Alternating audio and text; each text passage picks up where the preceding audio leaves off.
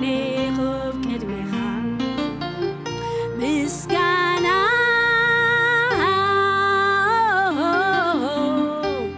مسكانا مسكانا مسكانا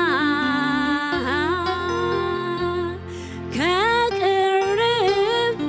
زينا مقدسكا كقرب عتينا مقدسكا كقرب زينا مقدسكا هللويا كقرب هللويا مسكانا ينعخا كونتات زي حزو مسكاناي مسنجرات زي مساسل مسكاناي اتنعخا زقبا مسكاناي كاباي نباخا يعرق بلوا مسكانا كابيتي نعخا مسكاناي كاباي نباخا እግዚአብሔር يعرق ابز ساعات زي كبر زخونه مسكاناي نباخا بيبصحيو مقدسكا يملايو نبلو حواتي نمسكنو كاب زغوبا ايزي كاب نفس وكفنا مسكانا ناب እግዚአብሔር يعرق هاليلويا مسكانا زقبو املاك እግዚአብሔር هاليلويا مسكانا تقبل ابا مسكانا تقبل ابوناتي مسكانا تقبل قويتا منفس قدوس هاليلويا هاليلويا هاليلويا هاليلويا مسكانا مسكانا مسكانا مسكانا كقرب مسينا مقدسكا كقرب عتينا مقدسكا كقرب عتينا مقدسكا كقرب عتينا مقدسكا نمنتاي ندر تباهيلوس እግዚአብሔር عبس لزخونه نمنتاي ندر تباهيلوس بمسكانا زتفرح ስለዝኾነ نمنتاي ندر تباهيلو نعوز ودادرو ስለዘየለ نمنتاي انتدا تباهيلو كمو عبي ስለዘየለ هاليلويا هاليلويا هاليلويا نمسكنك كالونا እግዚአብሔር نعخ زبقع نعخ زقبا ابون እግዚአብሔር ابو نعخ زخون مسكانا كابانا يقرب እግዚአብሔር ابو هاليلويا هاليلويا هاليلويا هاليلويا أبونا مسكنك أبونا بارخك أبونا سمكان عبيو أبونا ودسك سي هاليلويا تيب نسمي زدو كونكو حزب يسيلو እግዚአብሔር مسكن مسكانا يكزنتو يلو እግዚአብሔር مسكن نحنا نمسكانا زتفطرنا حزبينا نحنا نخبر زتفطرنا حزبينا نحنا نعول كنبل زتفطرنا حزبينا هاليلويا أنا نمسكانا زتفطركو يبل هاليلويا كغرمرم أي تفطركن كبكي أي تفطركن كچنق أي تفطركن كحزن أي تفطركن أنا هاليلويا كنتاتي زمثلا تمثلا نعب أملاك عبي تفطيره مسكانو كزارب تفطيره كخبرو تفطيره هاليلويا تمسكن هاليلويا قال እግዚአብሔር ከንብብ ሕዋቴ እግዚአብሔር ተመስገነ ይሁን هاليلويا هاليلويا هاليلويا أبو تمسكن أوه منفس قدوس تبارك هاليلويا أبو تمسكن اسمك عبي الله اسمك يعبي الله أبتفر نكزيابير زم عراريوس منيو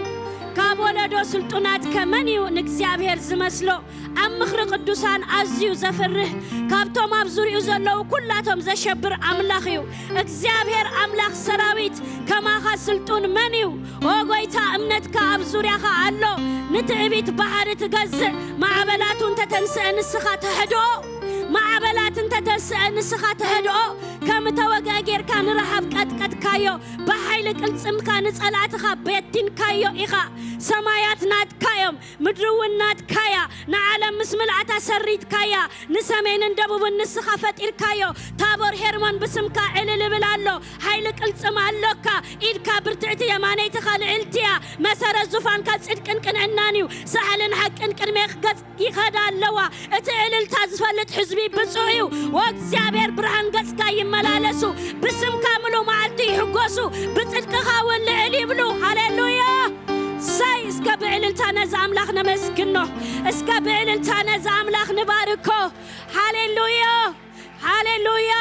የሕዋቴ ልማድ ኮይኑና ይኮናን ለዕልል ልማድ ኮይኑና ይኮናን ነመስግን ልማድ ኮይኑና ይኮናን ንዝምር ንእግዚአብሔር ስለዝግብኦ ንሱ በይኑ አምላኽ ስለዝኾነ ኣብ ሰማይ ዝማዕራርዮ ስለዘየለ ኣብ ምድሪ ንዑ ዝመስል ስለዘየለ ምድሪ ብምልእታ ናቱ ስለዝኾነት ንምድሪ ስለድሰረተ ኣብኣ ዘሎ ኩሉ ናቱ ስለዝኾነ ንዑ ዝመሳሰል ስለዘየለና ነመስግኖ ሃሌሉያ ስለዘይ ረኸብናሉ ዝወዳደሮ ስለዘይ ረኸብናሉ ዝመሳሰሎ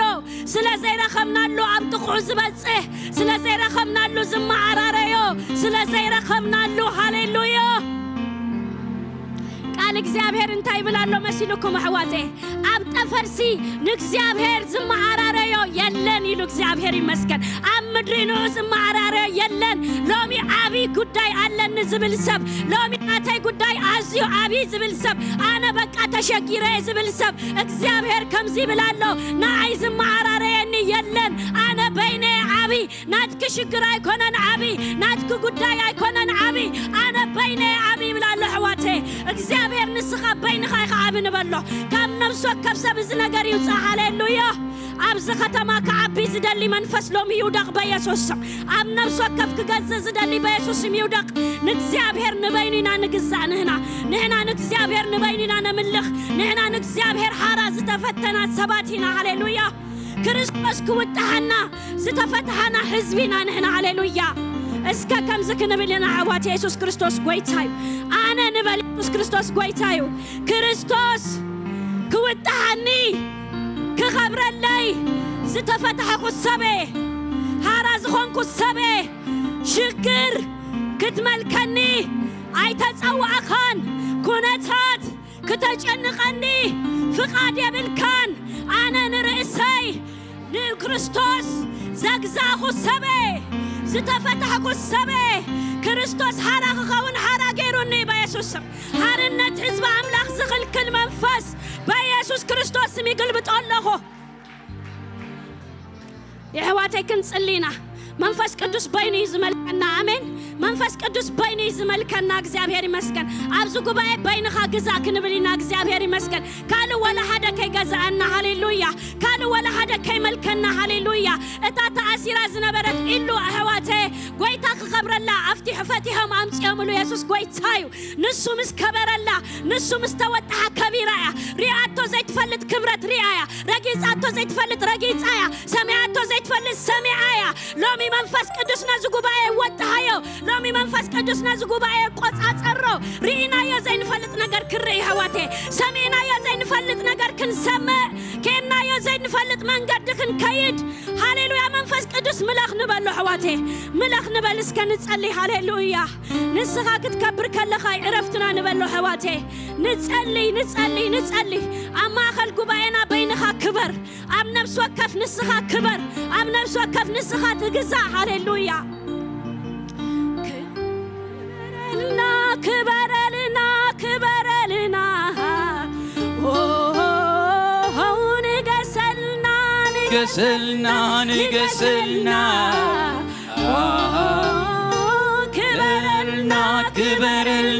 ክበረልና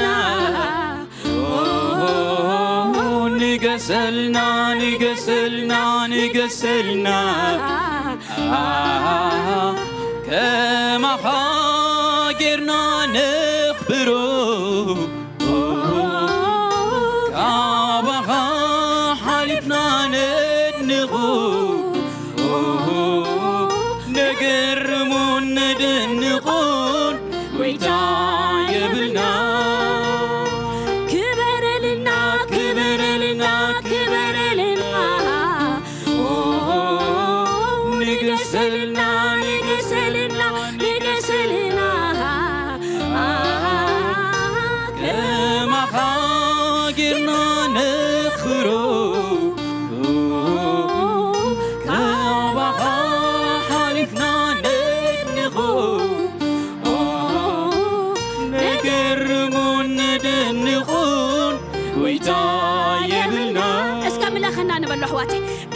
ተቆጻጸረና ንበሎ ሃሌሉያ ኣብዚ ጉባኤ ዋና ኹን ሃሌሉያ ኣብዚ ጉባኤ ዋና ኹን ንስኻ ዝደለኻዮ ግበር ኣይትከልከል ድኻምና ኣይከልክልካ ስንፍናና ኣይከልክልካ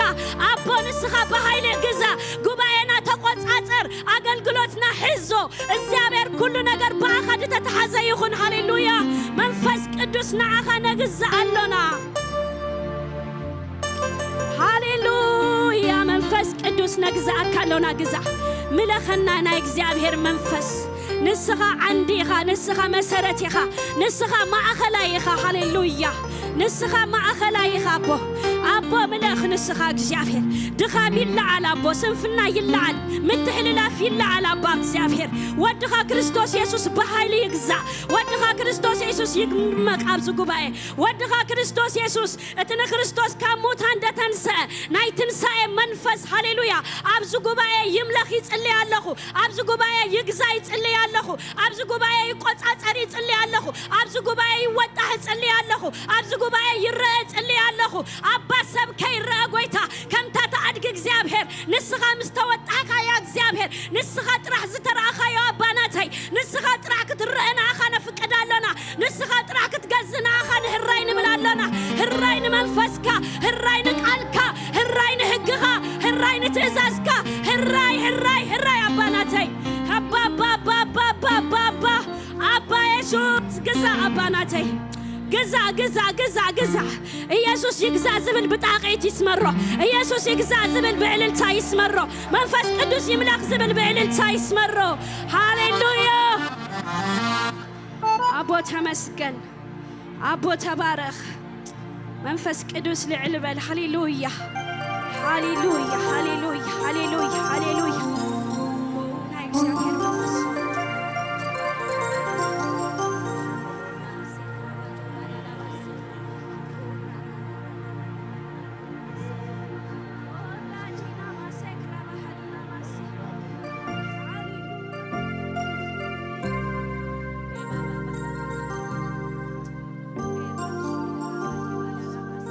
እግዚአብሔር አምላክና ተመስገነ ይሁን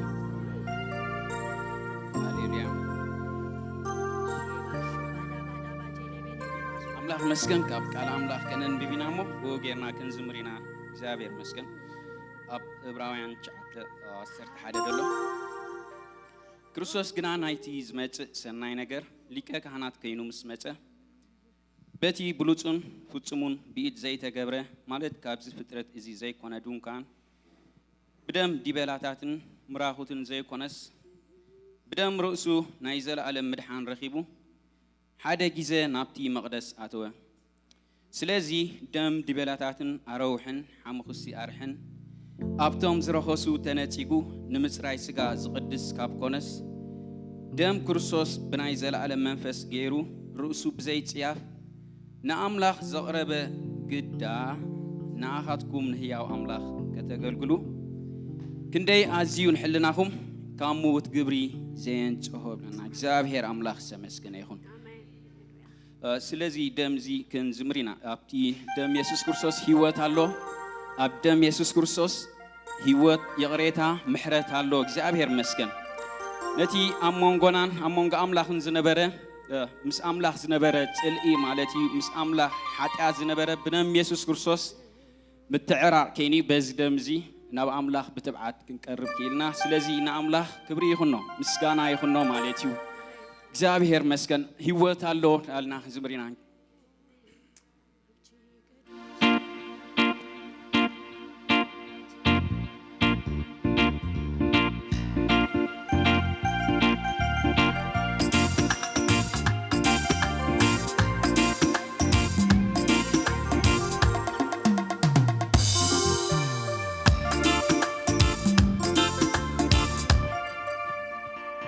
አባቲ ደም ኢየሱስ ክርስቶስ እንዳስተንተና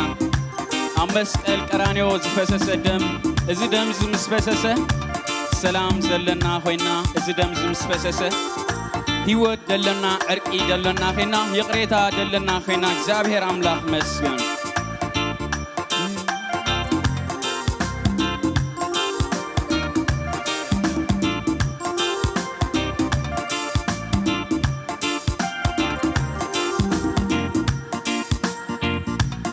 يوتالو عبدي وشتدي يوتوي بزلال محرتالو عبدي وشتدي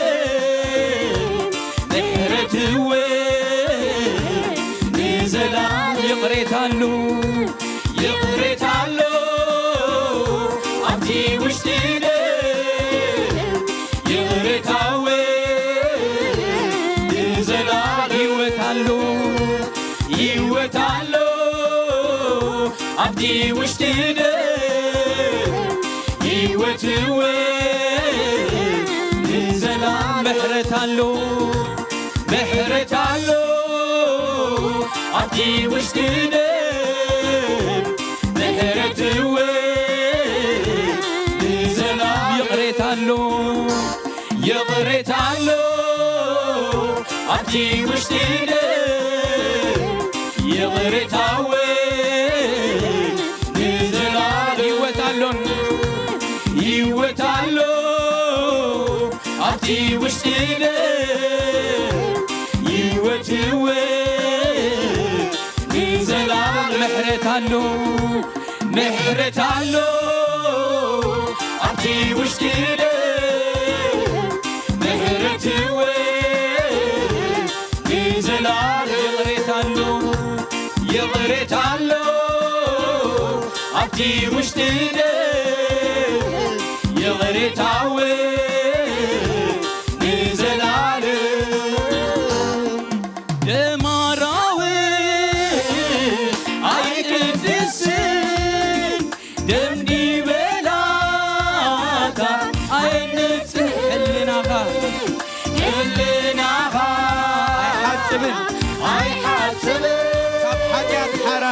حاجات حارة عيقبر دماراوي عيقدسن دمدي بلاتا عينتهن حلناها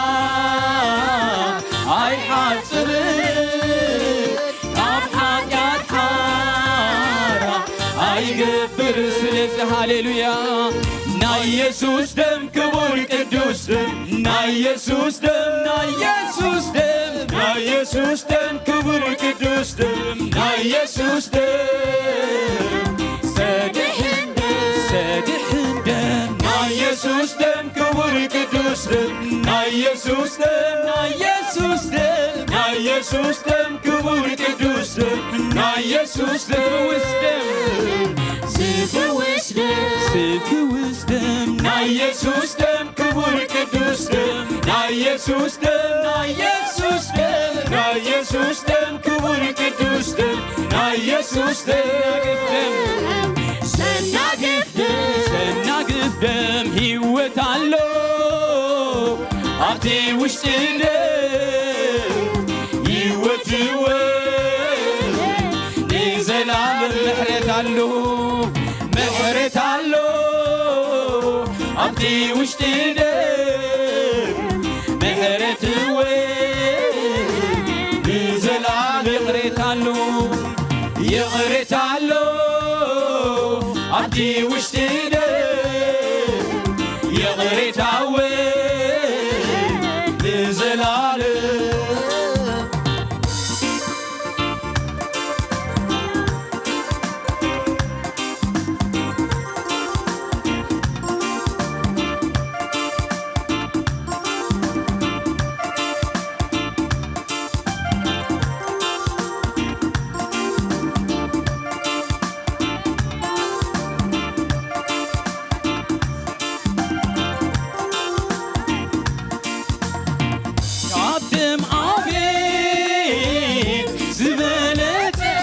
እግዚአብሔር አብር እግዚአብሔር ዝመጽእ ንምድሓን ዓለም ዝጠርእ ደገ ምሕረት ዝኸፈተ ሓፂቡ ገይሩኒ እዩ ውሉዱ ናቱ ሆይነ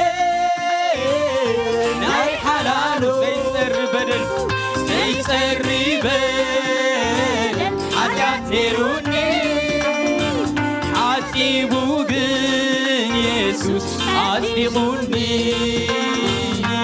ና ኢየሱስ ደም ክቡር ቅዱስ ደም ና ኢየሱስ ደም ና ኢየሱስ ደም ና ኢየሱስ ደም ክቡር ቅዱስ ደም ና ኢየሱስ ደም ዘድሕን ደም ና ኢየሱስ ደም ክቡር ቅዱስ ደም ና ኢየሱስ ደም ና ኢየሱስ ደም ና ኢየሱስ ደም ክቡር ቅዱስ ደም ና ኢየሱስ ደም ዝፍውስ ደም ዝፍውስ ደም ና ኢየሱስ ደም ክቡር ቅዱስ ደም ና ኢየሱስ ደም ና ኢየሱስ ደም ክቡር ቅዱስ ደም ና ኢየሱስ ደም ዘናግፍ ደም እቲ ምስጢር ኣብቲ ደም ዘሎ ኣብቲ ደም ና ኢየሱስ እቲ ምስጢር ኣብቲ ደም ዘሎ ኣብቲ ደም ና ኢየሱስ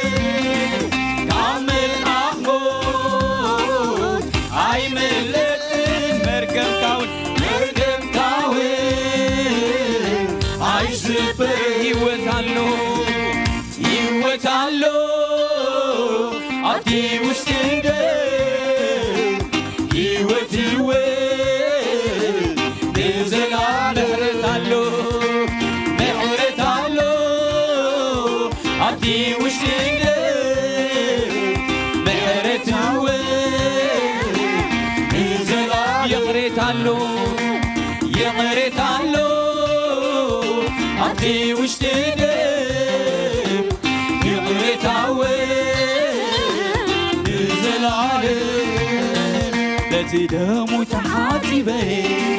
በትደሙ ተሓቲበ በትደሙ ተሓቲበ ካብኡ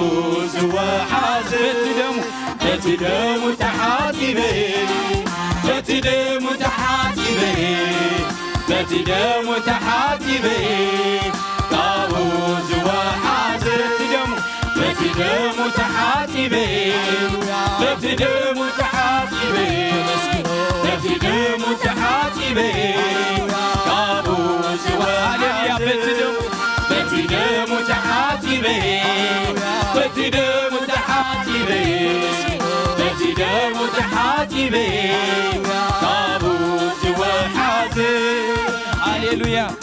ክቡር ደምካ ካብቲ መስቀል ናብ ዓለም ወሓዘ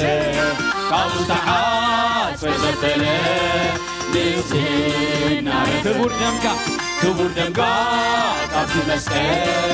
ናብ ዓለም ወሓዘ ካብኡ ዝተሓፀ ዘበለ ንጽህና ክቡር ደምካ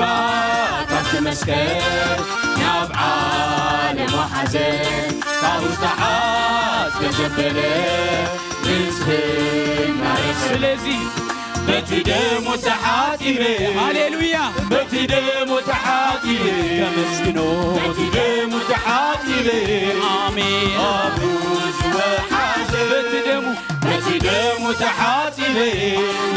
በትደሙ ተሓቲበ በትደሙ ተሓቲበ ካብኡ ዝወሓዘ በትደሙ ተሓቲበ በትደሙ ተሓቲበ በትደሙ ተሓቲበ ካብኡ ዝወሓዘ ክቡር ደምካ ካብቲ መስቀል ናብ ዓለም ወሓዘ ካብኡ ዝተሓፅበ ዘበለ ንጽህና ረኸበ ክቡር ደምካ ካብቲ መስቀል ናብ ዓለም ወሓዘ ካብኡ ዝተሓፅበ ዘበለ ንጽህና ረኸበ በቲ ደሙ ተሓቲበ ሃሌሉያ በቲ ደሙ ተሓቲበ ተመስግኖ በቲ ደሙ ተሓቲበ አሜን ካብኡ ዝወሓዘ በቲ ደሙ ተሓቲበ በቲ ደሙ ተሓቲበ ተመስግኖ በቲ ደሙ ተሓቲበ ካብኡ ዝወሓዘ በቲ ደሙ ተሓቲበ በቲ ደሙ ተሓቲበ በቲ ደሙ ተሓቲበ ካብኡ ዝወሓዘ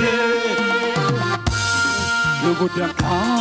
ካብቲ መስቀል ናብ ዓለም ወሓዘ ካብኡ ዝተሓፅበ ዘበለ ንጽህና ረኸበ ክቡር ደምካ ካብቲ መስቀል ናብ ዓለም ወሓዘ ካብኡ ዝተሓፅበ ዘበለ ንጽህና ስለዚ ብዓውታ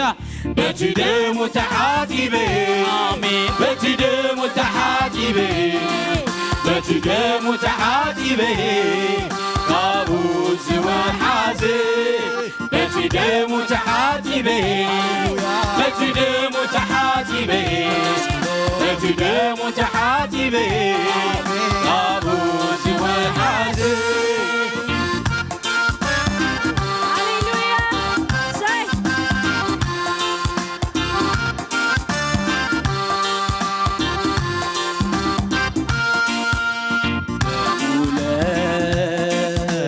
ያሲሶ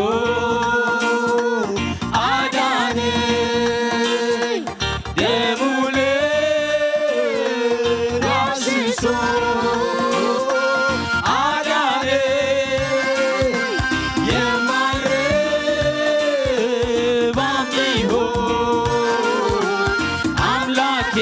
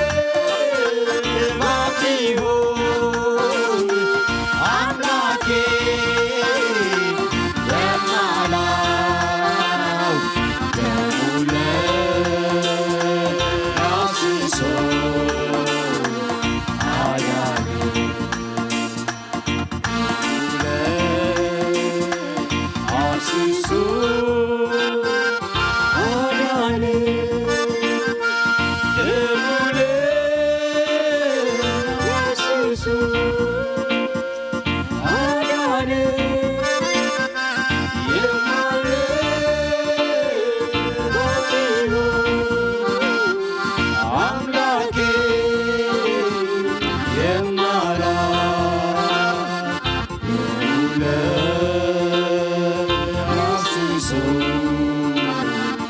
አዳነ ደሙ ያስሶ አዳነ ደሙ ያስሶ አዳነ የማረባም ቢሆን አምላኬ የማላው ደሙለ ሃሌሉያ እግዚአብሔር አምላክ ህድኢልና እግዚአብሔር ምስግን ዳስተንተን ደሙለ አፍስሶ አዳነ ደሙለ አፍስሶ አዳነ የማረባም ቢሆን አምላኬ የማላው ደሙለ ያስሶ አዳነ ደሙለ አፍስሶ አዳነ ደሙለ ያፍስሶ አዳነ የማረባም ቢሆን አምላኬ የማላውቅ ደሙለ ያፍስሶ አዳነ ስለዚህ ደም ኢየሱስ ክርስቶስ ንኣምላኽ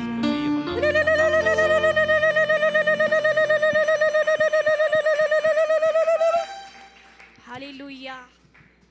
ኢየሱስ ክርስቶስ ጎይታ እዩ አሜን ክብርን ኣምላኽ ይኹን አሜን ኢየሱስ ክርስቶስ ጎይታ እዩ ሃሌሉያ በእግዚአብሔር ዝተሓጎሰ ሰብ እንተሎ በእግዚአብሔር ዝተሓጎሰ ሰብ እንተሎ ኢየሱስ ክርስቶስ ብደሙ ዝተሓጎሰ ሰብ እንተሎ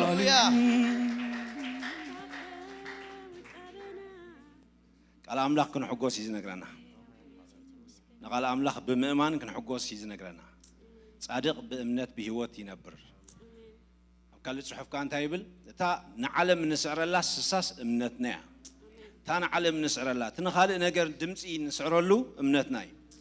እግዚአብሔር ዝበለና ኢና ንኸውን ኢልና ንኣምኖ ነቲ ቃል ንኣምኖ ብኡኻ ንሕጎስ ብኡኻ ባህብለና እግዚአብሔር ሰናይ ሃሌሉያ ንእግዚአብሔር ከነምልኾ ኢና ምንጭ ሓጎስና ንሱ ስለ ዝኾነ ንእግዚአብሔር ምንጭ ሓጎስና ንስኻ ኢኻ ክንብል ኢና ሃሌሉያ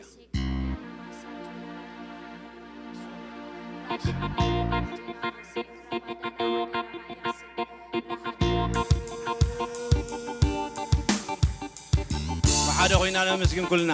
ተፈቲሕና ንእግዚአብሔር ነመስግን ዝገበረልና ነገር ውሑድ ኣይኮነን እግዚአብሔር ዝገበረልና ነገር ውሑድ ኣይኮነን እግዚአብሔር ተፈቲሕና ነምልኮ ደስ እንዳበለና ነምልኮ ንእግዚአብሔር ሃሌሉያ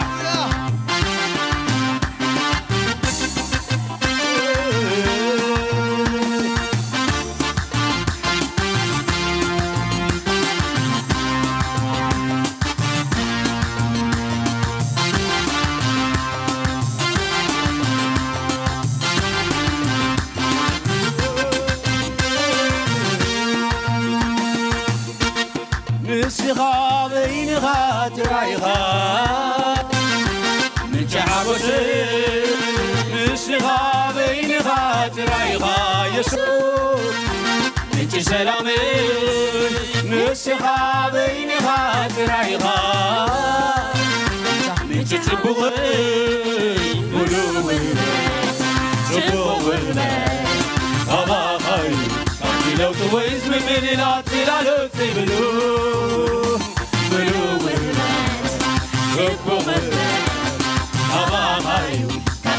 ወይስ ምምልላት ትላሎት ዘይብሉ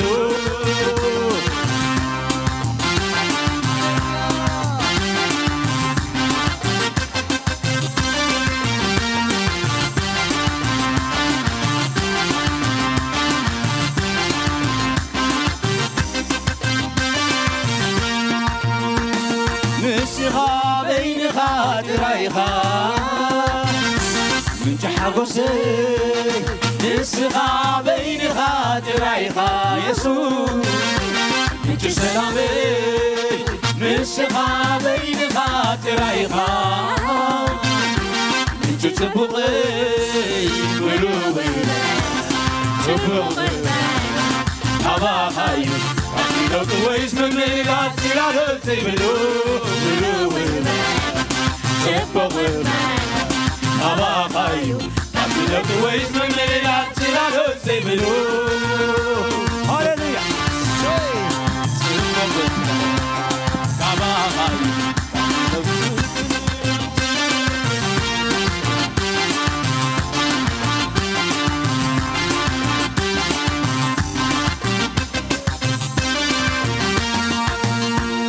نبعتي دريسك عجوها تبلني ليدكم كحلم بيدي تزني بكر خان برفوس كان يتسنان علي نسي خامس هايقا انتاي كي كبلني نسي من الكافتا سويت من الكافتا ساقي لويتكا محسن كله فتيحكا نسي يزمر الكافتا سوكيت مليكا بخياتي ساقي لويتكا عسري كلو فتيعكا فهمت بزحو مركز مارخي لبي معها يحبو سالو فهمت بزحو مركز مارخي لبي معها يحبو سالو معها يحبو سالو معها يحقوسالو معها يحقوسالو معها يحقوسالو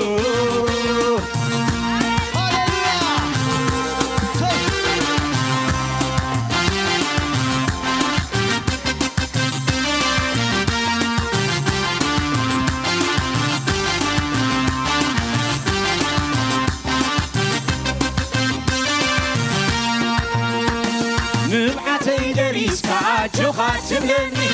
كيدكم كحل بيدي تزني ابن خان مركوز كان يتسنان عاني نسخا مسايخا انتاي كي قبلني زمر الكافتا سوكيت من الكافتا ساقي لويتكا كله فتيحكا زمر الكافتا سوكيت من الكافتا ساقي لويتكا كله فتيحكا كنت بزحو مركز مارخي لبي بابا يحقوسالو كنت بزحو مركز مارخي لبي بابا يحقوسالو بابا يحقوسالو بابا يحقوسالو بابا يحقوسالو بابا يحقوسالو هاليلويا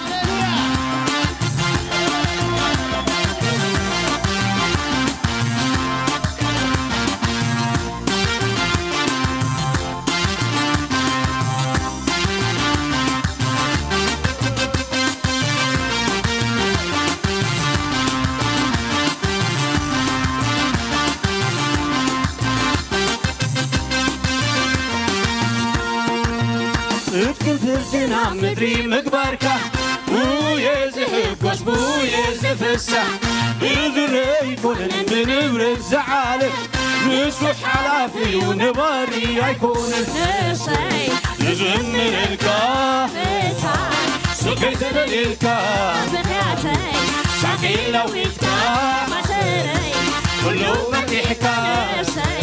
يزمر الكافتا سكيت بالكافتا ساقي لويتكا كله فتيحكا انت بزحو مركز مارخي لبي معها يحقوسالو انت بزحو مركز مارخي ልበይ ባኻ ይሕጎሳሉ ይሕጎሳሉ ባኻ ይሕጎሳሉ ሽብሽባ ይሕጎሳሉ ባኻ ይሕጎሳሉ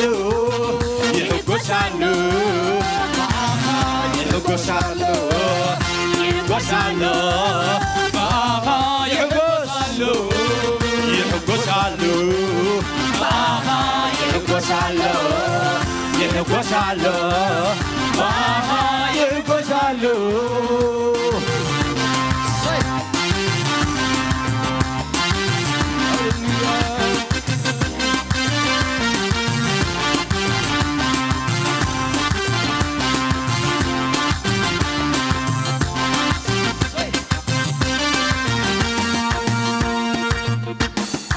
አይምልሶን አላት ምስጋና ሂደትዩ ምስናካ ግና ልበይ በቲ ዘንቀዶ ማለተይ ኮይኑ ዘምሮ ምላሽ ፍቕሪ ከምትዕም ሽኮ መቕደስካይቶ መቕደስካይቶ መቕደስካይቶ መቕደስካይቶ ዙፋንካይቶ ዙፋንካይቶ ዙፋንካይቶ ዙፋንካይቶ ተመስገን ተመስገን ተመስገን ተባረክ ተባረክ ተባረክ ንዕልበክ ንዕልበክ ንዕልበክ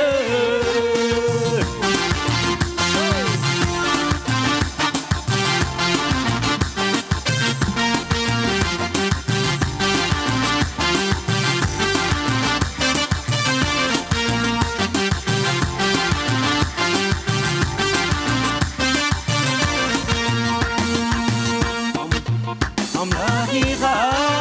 ካብ ዘላለም ዝመስለካ ሓደ ባይሞ ንዘሎ ጽቡቕ ዝገበርካ ጎይታ ኢየሱስ ኢኻ ኣብ ልብና ንፈትወካ እንካ ምስጋና እንካ ምስጋና እንካ ምስጋና እንካ ምስጋና እንካ ዕልልታ ዕልልታ እንካ ዕልልታ እንካ ዕልልታ ተመስገን ተመስገን ተባረክ ተባረክ ተባረክ ንዕልበክ ንዕልበክ ንዕልበክ ሃሌሉያ ክበር ኢየሱስ ክበር ኢየሱስ ክበር ኢየሱስ ወይንኻ ዝብሎለኒ ብዛዕባኻ ትርጉም ምንባረይ የዘዝኾንካ ዝብሎለኒ ብዛዕባኻ መልሲ ጸሎተይ ስለዝኾንካ ዝብሎለኒ ብዛዕባኻ ትርጉም ምንባረይ ስለዝኾንካ ዝብሎለኒ ብዛዕባኻ መልሲ ጸሎተይ ስለዝኾንካ ዝብሎለኒ ብዛዕባኻ ትርጉም ምንባረይ ስለዝኾንካ ዝብሎለኒ ብዛዕባኻ መልሲ ጸሎተይ ስለዝኾንካ ዝብሎለኒ ብዛዕባኻ መልሲ ጸሎተይ ስለዝኾንካ ዝብሎለኒ ብዛዕባኻ መልሲ ሓድመረይ ስለዝኾንካ ዝብሎለኒ ብዛዕባኻ መልሲ ህይወተይ ስለዝኾንካ ዝብሎለኒ ብዛዕባኻ ትርጉም ምንባረይ ስለዝኾንካ ዝብሎለኒ ብዛዕባኻ መልሲ ህይወተይ ስለዝኾንካ ዝብሎለኒ ብዛዕባኻ ትርጉም ምንባረይ ስለዝኾንካ ዝብሎለኒ ብዛዕባኻ መልሲ ጸሎ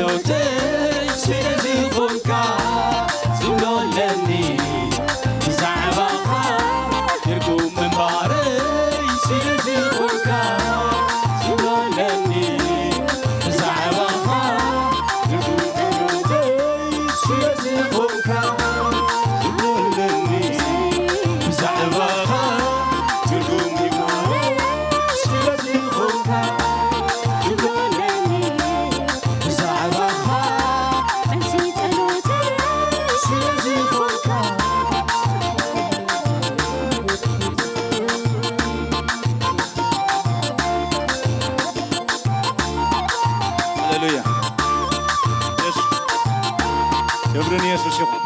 እግዚአብሔር ክብርን ሃብት እግዚአብሔር ክብር ይሁን ነው እግዚአብሔር ንሱ በይን ይክበር በይኑ ክርስቶስ ንሱ በይን ይክበር እግዚአብሔር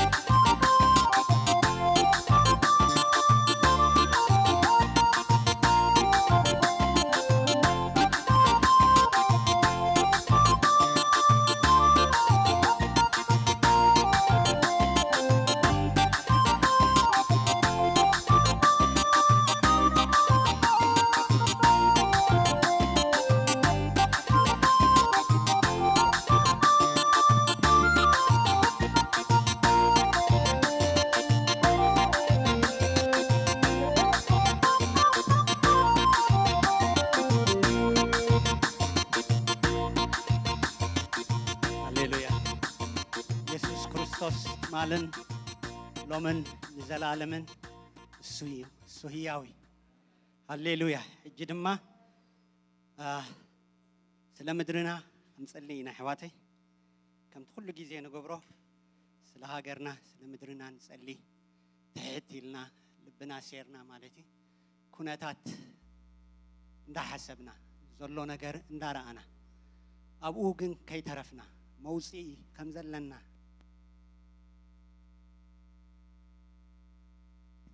ሃሌሉያ ኣብ ኤርምያስ ዶጉዓ ቁጥሪ 3 ካብ 49 ክሳብ 50 እንታይ ይብል እግዚአብሔር አንቆልቁሉ ክሳብ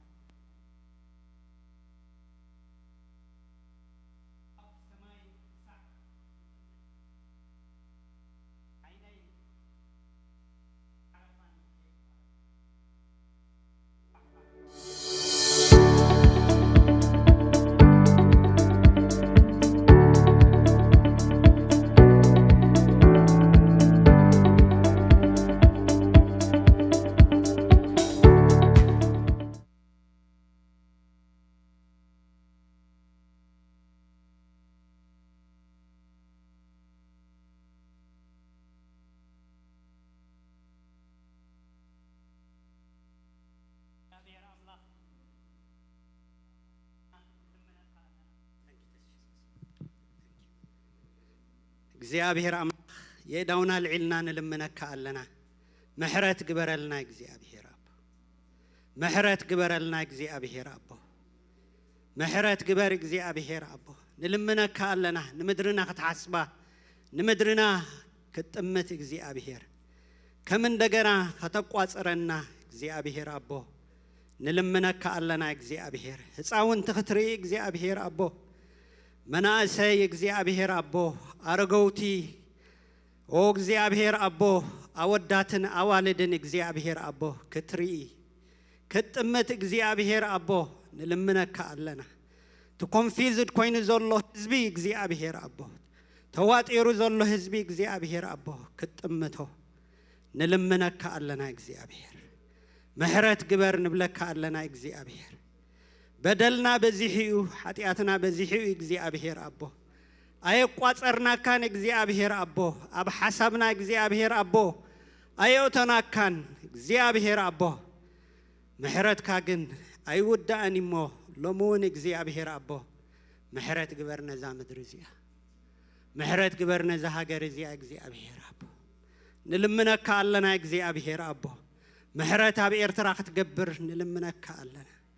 ምሕረት አመላ ኢትዮጵያ ክትገብር ጎይታ ንልምነካ አለና ምሕረት አብ የመን ክትገብር ጎይታ ንልምነካ አለና ምሕረት አብ ሱዳን አብ ሶማሊያ እግዚአብሔር አቦ ምሕረት ክትገብር በዛ ደቂቅ እዚኣ ንልምነካ አለና እግዚአብሔር አቦ ምሕረት አበና እግዚአብሔር አቦ ምሕረት ግበረልና እግዚአብሔር አቦ እግዚአብሔር አቦ ዘይትንዕቕ አምላኽ እግዚአብሔር አቦ ንጸሎት ቅዱሳን ድማ እግዚአብሔር አቦ እትመልስ አምላኽ ይኸሞ ነመስግነካ አለና ክብር ሁሉ ንዓኻ ይኹን በስም ኢየሱስ አሜን ስም እግዚአብሔር አምላኽ ዝተመስገነ ይኹን መዘምራን እግዚአብሔር አምላኽ ጸጉ ይብዛሐልኩም አሜን ምናልባት መጀመሪያ ጊዜ ናብ ጴኒኤል ዝመፀን ድሕር ኣሎ ሰላም ክንብል እዚ ኩሉ ጊዜ ንገብሮ ልማድና እሞ ምናልባት ጋሻ ተለሎም ማዓንቲ ክንፋለጦ ኢድካ ወይ ኢድካ ተልዕሊ ጋሻ እንድሕር ኣሎም ማእኸልና ጋሻ ኣራይ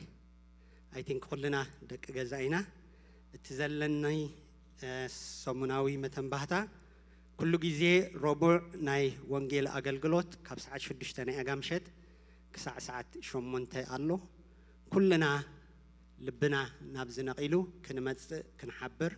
እቲ ጎይታ ዝበለና ኪዱ ዝበለና ትእዛዝ ንዕኡ ክንፍጽም ቤተክርስትያን ትዕድም ኣላ ከምኡ ድማ ቀዳም ናይ ጸሎትን ቃል ኣምላኽን ጊዜ ኣለና ኩሉ ጊዜ ካብ ሰዓት 5 ጀሚሩ ክሳዕ ሰዓት 8 ናይ ምሸት ዝኸይድ ማለት እዩ እዚ ብዙሕ ኣርእስቲ ልዒልና ንጽልየሉ ቃል ኣምላኽ ምን ንሰምዓሉ ጊዜ እሞ ጊዜ መዲብኩም ክትመጹ እንደገና ቤት ኣምላኽ ትዕድመኩም ኣላ ማሕበር ኣምላኽ ማለት እዩ ከምኡ ድማ ሰንበት ቀዳማይ ኢብረ ካብ ሰዓት 9 ጀሚሩ ካልኣይ ኢብረ ድማ ካብ 11 ፈረቓን ጀሚሩ ኩሉ ጊዜ ዝኸይድ ኣሎ ማለት እዩ ስለዚ ኣብዚ ድማ ኣብ ሰዓትና ክንርከብ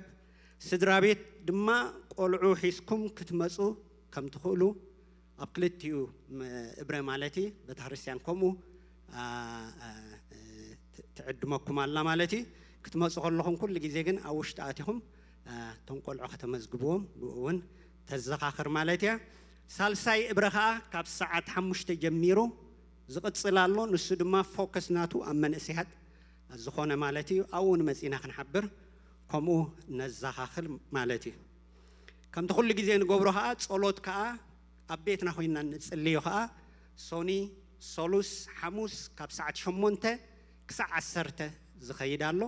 ኣብዚ ድማ እንዳመጻኹ ኣብዚ ድማ ኣብ ገዛኹም ኮይንኩም ምምጻኡና የድልኒ ኣብ ገዛኹም ኮይንኩም ብዙም ክትሓብሩ ቤተክርስትያን ትዕድመኩም እዚኣታ ዝቐለለት እያ ኣብ ገዛኻ ኮፍ ኢልካ ማለት እዩ ትብላ ማለት እዩ ከምኡ ድማ መጽናዕቲ መጽሓፍ ቅዱስ ኣብ ሆምሴል ኣሎና እዚ እውን ኣብ ቦታኹም ዘለኹም ማለት እዩ ክትሓብሩ ቤተክርስትያን እንደገና ትዕድም ኣላ ማለት እዩ ስለዚ ፎከስና ከምቲ ዝቐነየ ሕጂ እውን ከምኡ ክቕጽል ናብ ወንጌል ኮይኑ ማለት እዩ ጸዋዓ እቲ ኪዱ ዝብል ጻውዒት ማለት እዩ ንዕኡ ክንትግብር ማለት እዩ ኣብዚ ፎከስድ ዝኾነ ክኸውን ማለት እዩ ቤተክርስትያን ትዕድም ኣላ ካልእ ዘሎ መባእን ዕሽርን ኩሉ ጊዜ በቲ ድሕሪት ኸድና እቲ እግዚኣብሔር ዝሃበና ከምኡ ድማ ናትና ግብረ መልሲ ድማ ንኣምላኽ ክንህብ በዚ ድማ ክንባረኽ ቤተክርስትያን እዚ እውን እንታይ ትገብር ኣላ ትዕድም ኣላ ማለት እዩ ስለዚ ኣብ ድሕሪት ኮይንኩም ክትከፍሉ በቲ ድሕሪት ከምኡውን ኣብ ኦንላይን ብቼክ ብዝተፈላለየ ዓይነት መገዲ ኣሎ ከምኡ ክንገብር እንደገና ነተባብዕ ማለት እዩ ፍሉይ መተንባህታ ዘሎ ዓርቢ ሰዓት 6 ፈረቓን ናይ ጁኒዮር ሃይ ኤና ኣፕ ዝኾኑ መንእሰያት ፕሮግራም ኣሎ ስለዚ ወለዲ ንዓርቢ ንደቅኹም ከተዳልው ማለት እዩ ናብዚ ድማ ክትልእኹ ቤተክርስትያን ተተሓሳስብ ማለት እዩ እግዚኣብሔር ኣምላኽ ይባርኽኩም ሓንቲ ጥራሕ ኣብ ልበይ ዘላ ኣብዚ ቅንያት እዚ ብንስሓ ናብ ኣምላኽ ልብና ተሰይሩ ክንቀርብ ደስ ምበለኒ ማለት እዩ በቃ ንኣምላኽ ሲ እምበር ዶ ከም ኣምላኽነቱስ ትዝግብኦ ይረክብ ኣሎ እዩ ኣምላኽ ክንብል ኣምላኽ ሲ ኣምላኽ ይምሽ ግን ከም ኣምላኽነቱ ሲ ትዝግብኦ ክብሪ ትዝግብኦ ነገር ሲ ይረክብ ኣሎ ዶ ሕጂ ከም ንሪኦ ዘለና ኣብ ዓለም ዓቢ ዝኾነ ኣኼባታት ይግበር ኣሎ ብዛዕባ ክላይመት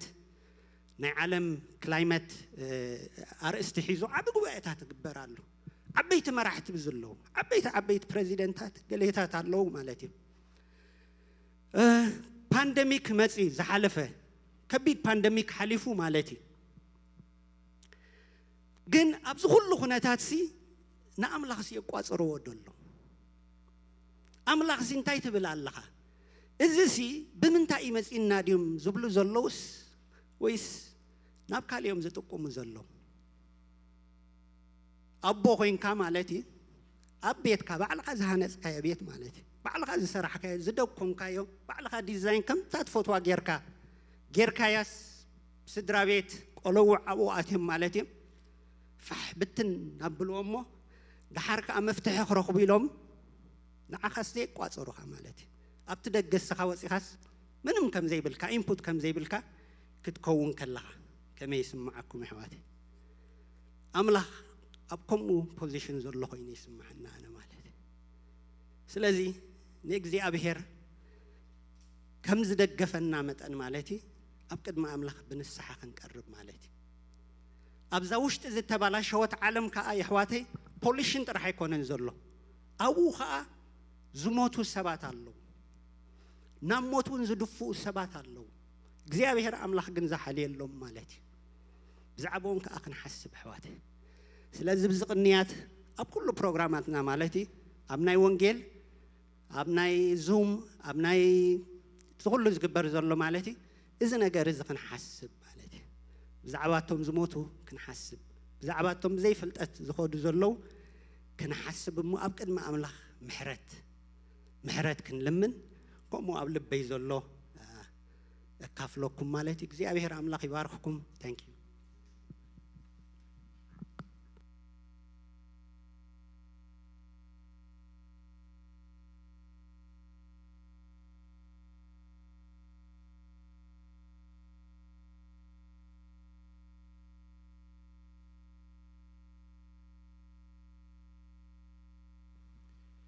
እግዚአብሔር ይመስገን ከመቀንይኹም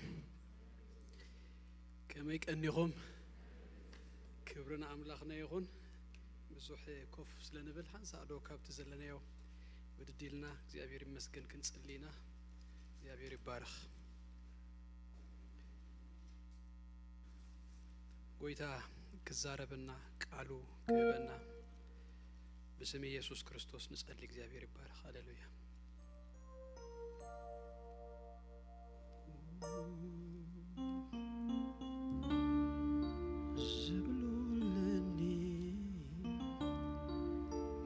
زعباخ ملسي وتاي هاليلويا زبلو لني زعباخ ترقم من باريس سلزخون كايداو إلا لموسكي هاليلويا زبلو لني زعباخا مرسي صلوتي سلزخونكا هاليلويا سبلو لني بزعباخا ترقم من باري سلزخونكا كيو زبري دواليلو هاليلويا سبلو لني بزعباخا مرسي صلوتي سلزخونكا هاليلويا زبلو لني بزعباخا ترقم من باري سلزخونكا زبلو لني بزعباخا مرسي صلوتي سلزخونكا زبلو لني بزعباخا ترقم من باري سلزخونكا مودعتا زبلو لني بزعباخا مرسي صلوتي سلزخونكا ቅዱስ እግዚአብሔር አምላክናን አቦናን በጎይታ በክርስቶስ ኢየሱስ ስም ደግምና ነመስግነካለና በዝረፍ ድዝ ድማ እግዚአብሔር አቦይን ነፍስ ወከፍና አቤትካ ከመንደገና አክብካና ናኻ ከነኽብር ከነመስግን እግዚአብሔር አቦይ ክንዝምረልካ ከነምልኸካ ጸጋን እግዚአብሔር አቦይ ምህረትን ስለዝበዝሃልና ነመስግነካለና وأملاخ جدم ما بتهتقر خلونا تزاربنا كتمهرنا قويتا زتقمنا زبله كله للب نفسه وكف زيابير أبوي كتب كتزارب زيابير أملاخينا أيز الزارب باريا خون بمنفس كاخترد أني تأبوش تأيد أمت كايو كم تزقب أجيرك زيابير أبوي كم مهلالف زيابير أملاخي بنتصارك زيابير أبوي نابلب كل سبك بتصحمتان منفس كاخدك فني ጸጋህ ገድግፈኒ እግዚአብሔር ልምነካ አለሁ አማ አኸልና ንስኻ በይነኻ በኢየሱስ ክርስቶስ ስም ክበር ልዕል ክብር ሁሉና አኻ ይሁን በሽም ኢየሱስ ክርስቶስ አሜን እግዚአብሔር ይባርኩም ኮፈሉ እግዚአብሔር ይመስገን ኢየሱስ ጎይታዩ አብዛ ሐለፈ ወርሂ ኦክቶበር ብዛዕባ እምነትካ ምክፋል ድብል ክንምሃር ቀኒና ነርና ሐለፈ ሰሙኑን እግዚአብሔር ይባረክ አብሮቦ ወጪና ሁላትናሲ ወንጌል እንሰብከሉ ጊዜውን ነሩ እግዚአብሔር ይመስገን ታይንከረጅ ገብረኩም ይደሊ ቅድምናብቲ ናይሎም ማልቲ አረስተይ ምስጋርና ናይ ወንጌል እዩ ናይ ወንጌል ስራሕ ግን ናይ ሓደ ቅነ ፕሮጀክት ዳይኮነስ ናይ ህይወትና ሁሉ ናብራ ናይ ሙሉ ህይወትና ጻውኢት ስለዝኾነ አብዛ ወርሕዚ አጥራይ ጌርናዮሲ ብድሕርዚ ንርስኦ ከይከውን መታንሲ ነፍስ ወከፍና كرج جبركم الجون بزخالنا يو أقات أميتات بستخفتلنا الدلات زبله كله سي كل جزء وانجيل نسبخ سب كاب تفعات كاب نايزل علم موتن تفعاتن زدحن قال أبانا تقميت الله يسوع كريستوس قويتاي قال جزء أبهر نتزينا جرنا نحنا أبزا زمن زيا أبزا جزء زيا وانجيل كنا جرمتان بتسأوأنا بتمرتنا دود بلنا سبات نحنا ينامو نتيناي وانجيل نجر كيزرقح متانسي دون بالانكفاتسي كاين خون حدث بنتايلو مسلكم at the end of the day the greatest obstacle ن evangelism سي أماني يو كما يمالوتو يو أماني بزي مسباخو يو وانجيل سي كي يدخون سلازي بول كناسي كمون وسن أنس obstacle لا يكونني كنجري يسوس قويتاي أباي بس يهوسي دواي بلن يوناي وانجيل نجر كنبل نفس وكفنا እግዚአብሔር ይመስገን ከመሆነልና ኢንከሬጅ ገብረኩም ይደልይ አምንም አይነት ኩነታት ንሆንሲ ወንጌል ደየስብህ ኩነታት የለን ወንጌል ደየነግር ኩነታት የለን ጳውሎስ ንሰ ፊልጵ ክጽፈሎም ከሎ አምራፍ ሓደ ከምዚልዎ አቤት ማእሰርቲ ነሩ አብሮም ተአሲሩ ይነሩ ናዚ ማእሰርተ ይልዎ ንወንጌል ጠቂሙሎ አማ አኸልቶም كلاتهم زبأنياتات سي وانجيل كسمعو متانسي زما أسرتي كمو خوينو الله يلوم እግዚአብሔር ይመስገን thank you teddy ويتاي بارك in fact زبأنياتات دبلوم እዚኦም رويال ጋርዲዮም አብሮም ይተአሲሩ ነሩ ነቲ አብሮም ናይ ዘሎ ቤተ መንግስት ወይ ድማ ነገስታት ድህሉ ስፔሻል ወተሃደራት እዮም ነዚኦም ሲ ወንጌል ከነግር በበተራ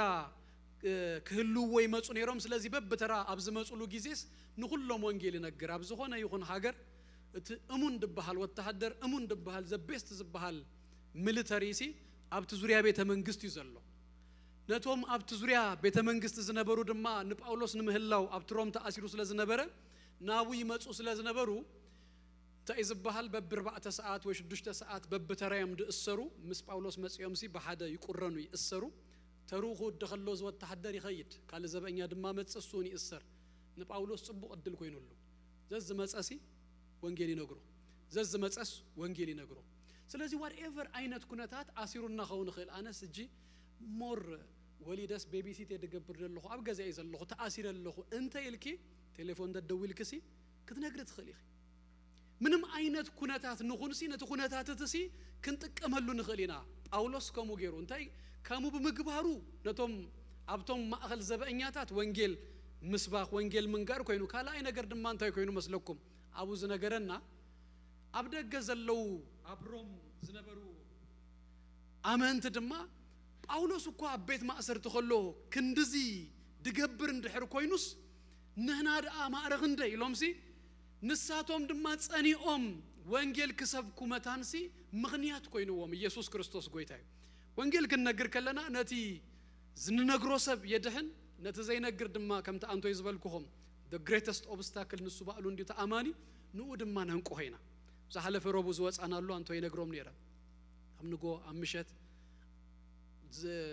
زي أمن تتراي ده كونس أمن تور رخيبنا حدا بفلا مشت درخبكو أمان ناي حمش تدا الله كادو زهاوي إليه حرايلني دعراي دوا بيلس ترى بيلا نجيريو ويتا يسوع كريستوس يفتوى كايو كاب سماي أبزا مدرزي أزمة كاب دنجل مريم زتولده ميتو زي ترفه زتنسأ جدما بيمانا ملخ زلو يسوسي كلاتنا حتياتنا ديرنا مو زي كاب حتيات كنوت سماتان سي منقديو كفيتولنا قال يلس نجيريو سقيلو سميوني انتاي تبلي ليو حقوفا بيلو دحراي باريغني أماني أنا استقبرو زلخا زقرم ويتا يسوس يبارك كايلو باريغو أفانيون حجي أهم شو رز سبزي نكست خير كله سي نزروخ بو سبسي سقاي كبلن تاكبلكم دلي وانجيل كننجر كله ناس نتننجرو يدحنت وانجيل نتزي نجر زلو حونا دماس كمن دغنا انتي نغبروينا مسلكم نبراتو اينا سلازي وانجيل ننجر افنا يكفت يسوع كريستوس غويتاي لما قالتي نايز عمت زي تيمانا بامنت ممللاس دبليو بامنت انبر بمرأي ايكونان انملالس اتبل تقسيا نايزا أمت زي مريه تقصنا نابزابا أمنتنا تمهرنا مسئنا كأننا لنا زا سبيكر تبقى سمع الله نايب زديو تحيتو نزلو سمعكم الله تبقى بزابا أمنت بزوه نجر تمهرنا لنا لما قلت دما نأمنت نبيتنا خنقتوينا أرستنا لومي أمنت أبيتنا تبلي أمنت أبيتنا قبل كله خدمة بارتيكولارلي أمنت أب حدارنا أمنت أبتاناتنا يونيت أبتاناتنا بيتسب مالته يسوع قويتاي نأمنت أبكالو كله أبلاي جرنايو بز أبا أقل قلوتنا أميننا بز أبا سرحنا أميننا بز أبا تمرتنا أميننا بز أبا كله سي نأمنت أمسينا يوس نأمنت جن أبيتنا دينامس أبلاي دين قبران دحر كوينا كيسارة سلازي لوم ما قلتي نبيتنا إنا نمسو يسوع كريستوس قويتاي أبز بيت كريستيان بزوج جزء بزعبا هدار درجة سبيخة يفلتري أبتمجم مريا كرمي وحدات كلنا سبات مقدام قال أبزي جمرنا له جزء تقولوا زنبرة درجة زي تمر أوين يروجن بزعبا مرأة بزعبا هدار كلها ناس كنفلت علنا إلى سلزة حسبكم نجير يوم مالتيو مجمريا زي تمر أوسب بزعبا هدار كزارب كلوس أبا خلو أتصون ديات بلونا تس أولوسون أي تمر أوين يسوسن أيتمر أون جن بزعبا حدار سيم هيرونيرو إلا نجيريو دارا هذا سلسلة سنبد خونسي بزعبا حدار تمهيرنا يرنا بدحريو بزحات أقل قلتنا قدمنا كل جزء عندما آمتاوي بزعبا حدار دتكورة كونفرنس لنجبر أنا مهيراي فلتري أنت ما قلت رأي ذكرني أب كامبينج وسينا خلنا قدامي كورنتوس مرأة شو أت مهيراي رصاد ما نقول سبت خون نزيت مرأة نزيت مرأة ولا نزتفعت نقولو تخون مخرز اللوا مقرافيا سا حنت ما قلت مهير اللو خابوس أيقنا يبلكن حجون نوح تمكروا علني إليكم كنت مهركم دلهم ما جهم كواي زت أت تمكرون كواي ون زبلت حدار دلكم سباسي كم زلكم دي أمني بتهجنا يتسوي تقدايو أنا أبزي أزلخوس كان كحكم كذكركم ترايمبر زبلت أصل زلني تمكرو زبلت أصل زلني حدار مالت هيكونا كودك أتون نمهار سلا زخونا بزعبا حدار بزعبا بيتنا كم تزبلكم نأمن سيك نأتو خنكل اللونا بزعبا حدار ممهار بزعبا حدار مزغغار بتعمي أقداسي شيء سبكت كوينو أب سنبت كم تقولون هانت محبر أب هانت محبر على نندر كوينا دما سقيلوس كم ترى نجار كنوس بيبلنان كله عينت كال أملاخ أبزخونا بوتالون ديو نجار جن إجزيابير سين نمحبرو يفلت أيو سلازي إجزيابير سنبت كم زي أتأكبنا نقولات ناس قالوا غيبنا خلص بتتمونتيس نحاسبلو نسأليلو نزراربلو كخون يزقبو يمجبنا ندي زلو يزاربنا ندي زلو سلازي أتأبقنا نحزنا يكون كيدو دقبنا سلازي مزغاغر خوننا نفس وكف ناس لما قالتي حتصير بزعبا حدار 4 نطبتات كنرئينا تن كلن دبلكم نطبتات كزرزر زخيل بزوخ اكو انت خونا قل لهم قالتي كريمو نشتايسي ካብተን ነጥብታት ዝዛረበለን ሲ አርባዕተ ነገራት ቤትና ንምጽባቅ ቤትና ሃዳርና ንምጽባቅ ሲ ዝኾኑ ነገራት ክንርኢና ኢየሱስ ክርስቶስ ጎይታ ኢየሱስ ጎይታ ንዘይተመርዓና ጽቡቅ ይሆነልና ቅድም መርዓን ፈልጦ ነቶም ዝተመርዓና ቀደም ተንፈልጦ ነርና እምበር ሕጅስ ሓሊፉ እንተ ኢልኩም ድማ ኖ ኸሙ ደሐልፍ ነገር የለና ይሕዋተይ ካብ ዝኾነ አይነት እድመ ኣብ ዝኾነ አይነት ናይ ሓዳር ዝጸናህናሉ ጊዜ whatever አይነት ስቴጅ ሲ ዘይልወጥ ዘይማሓይሽ ነገር የለ ከምዚ ቢፎር ኤንድ አፍተር ስእሊ ትፈልጦ እንዲኹም ክንድገለ ዝነበረ ሰብኣይ ድሕሪ ዝተወሰነ ጊዜ ድማ ኣብዚ ኣሲ ስሊም ኮይኑስ አፍተር ይብለኩም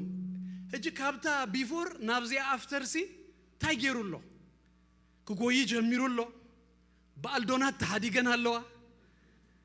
በዓል አይስክሬም ገለ ተሓዲገን ኣለዋ ገለ ዲሲፕሊን ገይሩ መቼምሲ ናብዚ ኣምፂእዎ ኣሎ ስለዚ ቤትናውን ሓዳሩን ሲ ኣብዚ ዘይጸበቀ ነይሩ ፍርስርስ ክብል ጀሚሩ ነይሩ ገለ ነገራት ድማ ክንገብር ኮንሲስተንትሊ እንድሕር ጀሚርና ድማ ከምቲ ቢፎር ኤንድ አፍተር አይነት ስእሊ ሲ አፍተር ድማ ዝተለወጠ ነገር ድማ ክመጽእ ይኽእል እዩ ኢየሱስ ጎይታ ሞታ እምነትና እኮ ንኻልእ ጥራይ ኣይኮነን ነዚውን ሲ ክንኣምነሉ ይግባአና እዩ ኢየሱስ ክርስቶስ ጎይታ ኢየሱስ ጎይታ ብዛዕባ ሃዳር ብዛዕባ ፋሚሊ ብዛዕባ ቤተሰብ ኣዝዩ ኣገዳሲ ዝኾነ ኣርእስቲ እዩ እዛ ኣስታይ ትርብሸንላ ብጣዕሚ ካብ ናተይ ድያ ካብ ማይ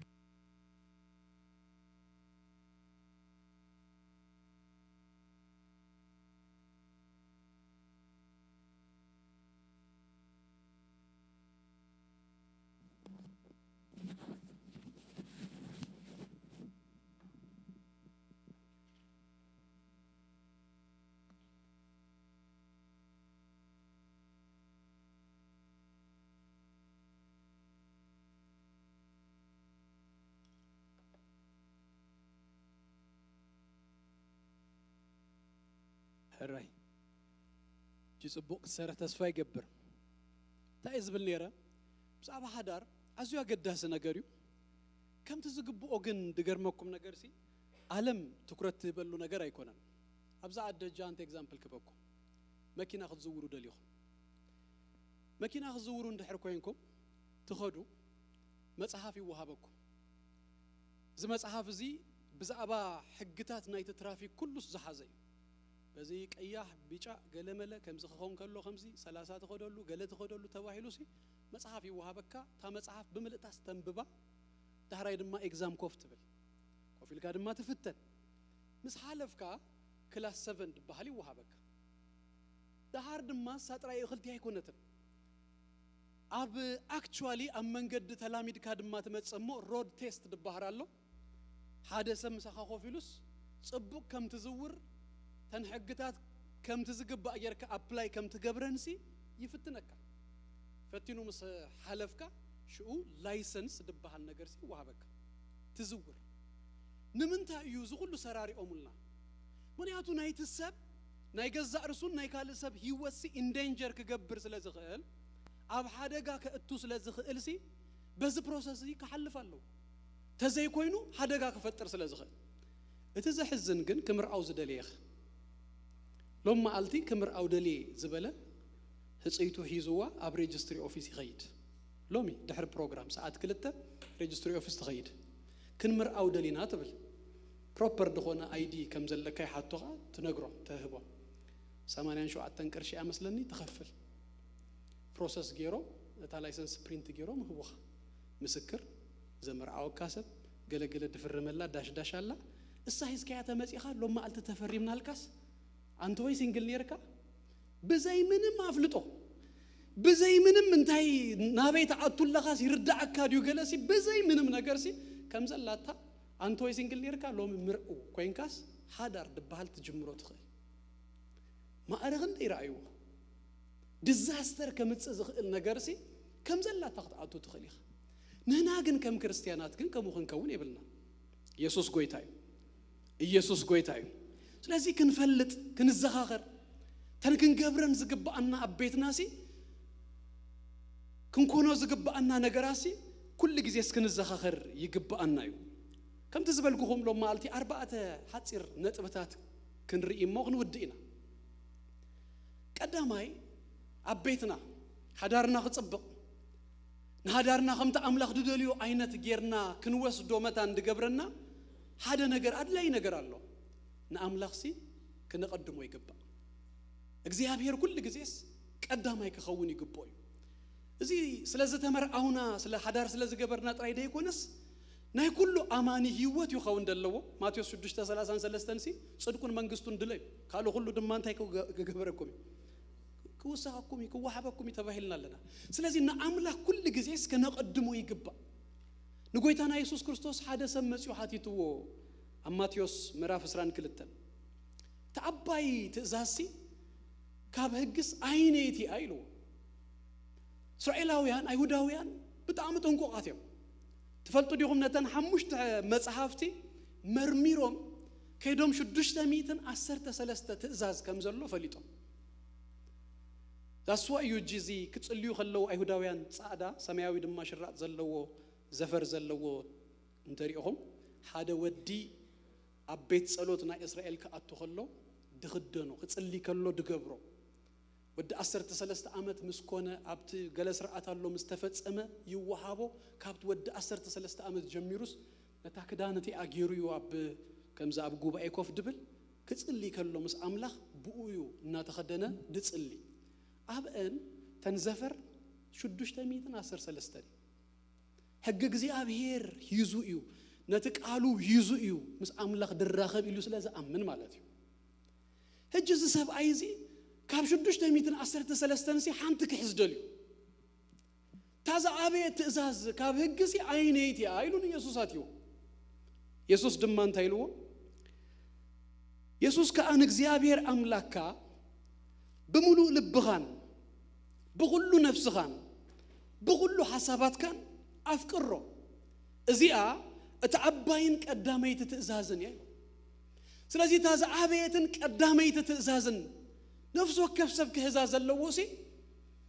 نعملك كاس بملو لبخا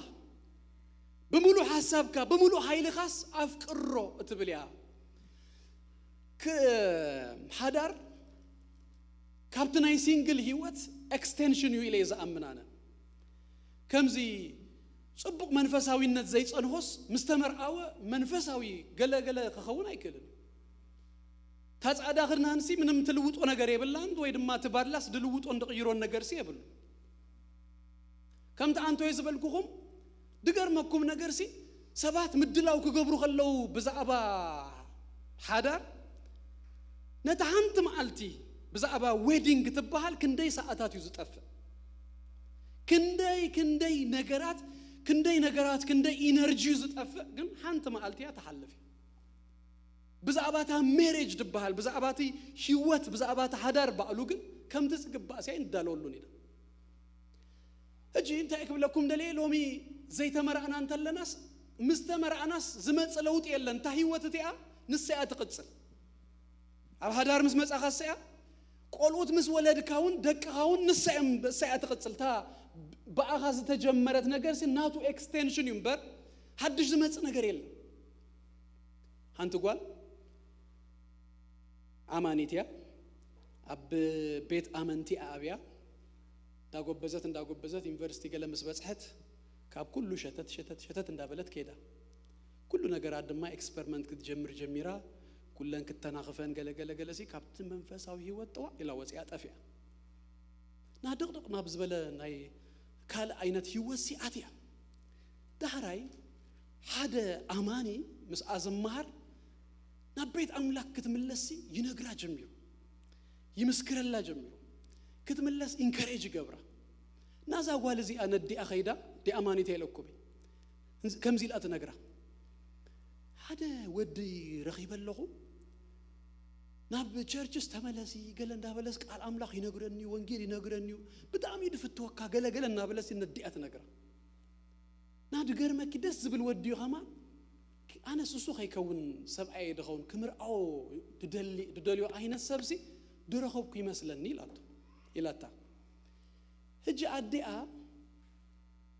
ክትድሕና ስለ ዘለዋ ከም ዘላታ ነቲ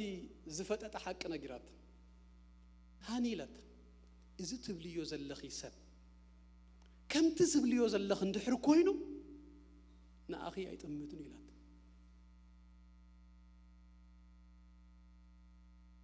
ጽቡቕ መንፈሳዊ ህይወት ደለዎ ሰብ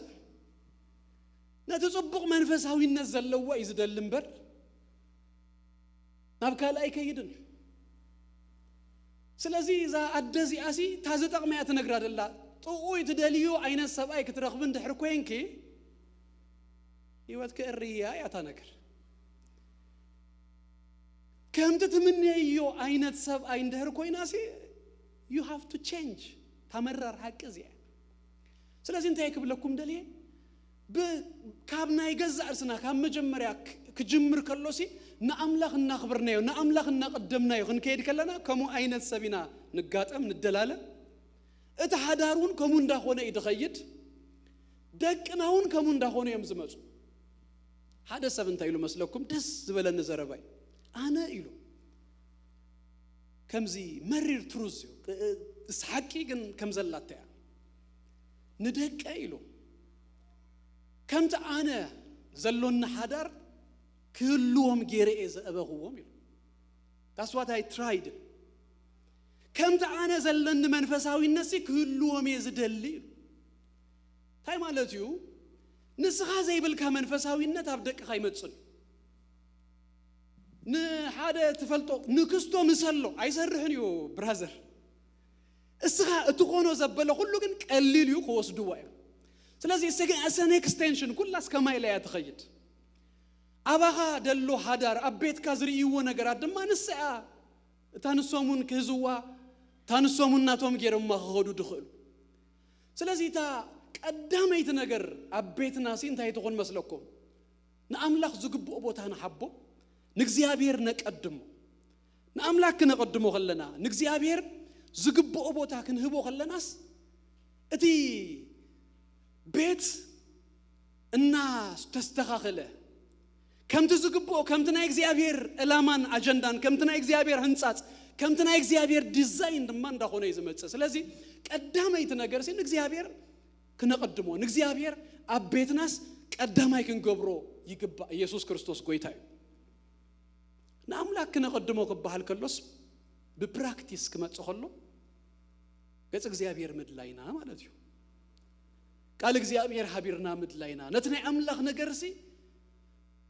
ከምዚ ሰንበት ንዝክሮ ሰንበት ንገብሮ ፓርት ታይም እንዳይኮነስ በሐቂ ህይወትና ክንገብሮ በሐቂ ህይወትና ክኸውን ከሎ ማለት እዩ ኣብ ሃቢት ኣብ ልምድታት እንታይ ዝብልዎ ልምድ ኣሎ መስለኩም ኪስቶን ሃቢትስ ድበሃሉሎ ኪስቶን ሃቢትስ ማለት ሓንቲ ሃቢት ያ በታ ሴኩላር ከብላሞ ናብታ መንፈሳዊ ከምጻልኩም ገገለ ልምድታት አለው እታ ኪድ ሆነት ሃቢት ኣብ ህይወትካ እንድህር አጥሪኻያ ካልኦት ይተናኸፉ እዮም በድህሪው ካልኦት ጉድ ሃቢትሲ እሳ መሰጥረኻያስ መፁ እዮም ኣብነት ክበኩም ስፖርት ትሰርሑ ተጀሚርኩም ጂም ተኸይድኩም and regularly every day ወይ ኣብ ሰሙን ሰለስተ መዓልቲ ገለ ምሱ ተተሓይዙ ዝመጽእ ብዙሕ ጽቡቕ ሃቢትስ አለ በእዋኑ ክድቅሱ ትጀምሩ ፍሬሽ ትኾኑ ምግብኹም ገለ ኣበላላ ተጠንቀቁ ከማይ ተኾይንኩም ጂም ገለ እንድሕር ሬጉላርሊ ድኸይዳ ኣለኹ እንተኾይና ድኾነ ጃንኪው ዝበልኩ ዓይነት ምግቢ ተተቐሪባሲ ክበል አይደለኒ ወይ ትንክፍ ኣቢለ ድገርፋ ገለ ምክንያቱ ኣብቲ ዲሲፕሊን ኮይና ንዝኸዶ ነገርሲ በዙ ዶ ኸጥፎ አይደብል ኣብቲ ዘይከድ ኩሉ ጊዜኻ ከላ ተበላሽው እንዲ ዘሎ ለንቅና ሸለል ሊኻ ትብል ንኹለንሲ በቃ ተብለኒኻ ስለዚህ እንታይ ክብለኩም ደለ ኪስቶን አሎ ሓደ ሃቢት አሎ እንድሕር አጥሪኻዮስ ነቲ ሁሉ ሲትንክፈልካ ኣብ መንፈሳዊነት ተመጺና እንታይ ያመስለኩም ጸሎት ድሕር ተጸልይ ኣለኻ አንተ ኮይንካሲ ካልኦት ነገራሲ ክስተኻኸሉ እዮም ዝጅምሩ ስለዚህ ኣብ ቤትና ንእግዚአብሔር ነቀድሞ ክንብል ከለናስ تحاد أنت يمسلكم هابيرنا قص እግዚአብሔር ندله سيرفي تغيرو أمنت تحاتيتو أبيتهم سي هابيروم زصليو تباهلو تحاتيتو አያተኩም ነይድኩም አልእሉ ገላ ይብለኒ ሬጉላርሊስ ሃቢሮም ድጽልዩ 70 ሰበይትን ምስተሐቱ ተፈልጡ ዲኹም 8% ጥራዮም 70 ሰበይትን ሃቢሮም ድጽልዩ 92% ሲ ሃቢሮ አይጽልን ናይ ቁጥር ሰርቬይ ገለመለ ዘለና ናይ ዘአድስ ለዝኾነ በዚህና ራይና ክንዛረብ አይውሽና ኤርትራ ተዝህልወና ናይ ናብናትና አይነት ከም አይነት ቁጥርታ ስለዚህ ይስራሕ ምንም ክንገብሮ አይነኸልና ኣብ ኖርዝ አሜሪካ ተፈልጡ ይኹምሽ ካብ ክልተ ሓደ መወዳእቱ ናይ አመንቲ ይኹን ናይ ዘይ አመንቲ መወዳእቱ ሃዳርሲ ዲቮርስ 50% ካብዞም አንቶይ ዝበልኩኹም ሃቢሮም ድጽልዩ ሃቢሮም ቃል አምላኽ ደንብቡ ሃቢሮም ኣብቲ መንግስት አምላኽ ኣብቲ መንፈሳዊ አምላኽ ዝነጥፉ ሰባት ካብዞም 8% ሰርቬይ ምስ ገበሩኸ ክንደይ ዲቮርስ ከም ዘሎ ትፈልጡ less than 1% ካብ 50 ናብ 1 እተምጽእ ያጸሎት ኢየሱስ ጎይታ እዩ ናቹራል እኮ እዩ ክነግረኩም ወምን ጎኖ ብሎም ነራ ኣብዚ እንዶ ጾም ጸሎት ጌርና ንቀድኒሞ ታናይ መወዳት ኣብዚ ምስ ጸለና ገጽ እግዚአብሔር ምስ ደለናስ ከምዝ ተንብሃል ኣብዚ ሎ ምልክ ጸሎት ምስ ተወዳት ሓደ ሰብ ከይተሐቋቆፍ ሰላም ከይባሃል ስቂልካ ገገዛኻ ተዝባሃል ቶርቸር ጸሎት ምስ ተወዳስ ነቲ ኣብ ሕቆፎ እኮ ይትባሃል ኒኻ you just በቃ ተሐቅፎ ይኻ ፍቅር ዝባሃል ነገር ገለሲ ፍስስ ይዝብለልካ በሓደ ገጽ እግዚአብሔር እናደለኻስ ክትባአስ ከቢድ ሃቢሮም ዝጽልዩ ሰባሲ ክባአሱስ is almost impossible ነገር ድብሎ ሰብቆ ኣብ ጸሎት ዘይለ ዘይት ዝወሓዶ መህላፍ በቃ ደሸግሮኮ ጸሎት ትባሃል ነገር ዝወሓደቶ ሰብ ጸሎት አለኻ እንድሕር ኮይንካ ግን ህልውና ናይ እግዚአብሔር በቃ ገጽ እግዚአብሔር ትደል ያለኻ አንተ ኮይንካሲ ከምዝ ሰኢልካ ባአሰባአሰስ አይትመጸከን you know you don't want to miss ተህልውና በዘይ ጠቅም ካብዝ ተቢለሲ ማዓልተይን ምስ አምላኽ ዘለነ ነገር ገለ ካብዝ ውሰድሲ እዚ ዲኻ ትብለን ዘለኻ ውሰዶ ሳሲ እዚ ዲኻ ውሰዶ ዝውን ህልውና ናይ እግዚአብሔር አይወሰድም በር whatever ድበልካዩ ኢኻ ትብል ኢየሱስ ጎይታ ማንያቱ ሓደ ዝበለጸ ነገር ስለትጥዕም ዘለኻ አቡ ስለትሕምብስ ዘለኻ ጊዜያዊ ነገራት መጽዮምሲ ንምሕዳግ ንምግዳፍሲ አረ ምስኡንሱ እሸን ኢየሱስ ጎይታ ስለዚህ ሰኪ ኪስቶን ዋና ነገር አውራ ነገር እዩ አቤት እግዚአብሔር ሲ አሜን አቤትናስ ናይ እግዚአብሔር ነገር ከነቀድም ንእግዚአብሔር ቀዳማይ ተዘይገርና እዩ ዚያ ኸብል ሞና ብተኸላይ ከይደ ዴንጀረስ ድኾኑ ነገራት አለው ንእግዚአብሔር ተዘይቀድምናዩ ካብቲ ዝሆኑ ነገራት እንታይ መስለኩም ንአምላኽ ተዘይቀድምናዩ ካልእ ነገር እንድሕር ቀዲሙ አቦታ አምላኽ ተተቀሚጡ በኻል ዘረባ ጣዖት ኮይኑሎ whatever አይነት ጣዖት ድማ ዲስትራክሽን ይዘምጽ ህጂ ሰብአይና ሰበይትና ዋላኮ ናይ አምላኽ ቦታ ይዙኒ ደቅናው ናይ አምላኽ ቦታ ኮ ክህዙ አይግባውም ነው ቀዳማይ ኩል ጊዜ ሲ አቤትና ኣብ ህይወትና ሲ አምላኽ ይኸው እንደለው ንሰብ እንድሕር ጌርና ሓደ ሰብ እንታይሉ መስለኩም our idols ሲሉ they always fail us we ended up even demonizing them ናይ አምላኽ ቦታ ዝሓብካዮ ሰብ መወዳእታ አጋንንቲ ኻተገብሩ እዚ ይኻተብሎ ምክንያቱ ክኾኑ አይክልኒዩ ዘይቦቱ ይኻይብከዮ ዘላኽ ስለዚህ ቦታ ናይ አምላኽ ሲ በማንንም ክትንከፍ ይብሉን ኢየሱስ ክርስቶስ ጎይታ እዩ አምላኽ ቀዳማይ بدهريو دم خسر أخلص سبيتنا سب عينا كم كلاي دكنا غمانا بتخلى أي مصوني سرحنا بتخلى أي مصوني أقل قلوتنا هنا يمصوني كل نجرنا هنا يمصوني قدام إخزيابير بدهريو سب أي سبيت دم سلزي إز أوردر نحر الزنابي إنايو الزابي إنايو دبا الزابي إنايو أي تصبقني كلاي ካልአይ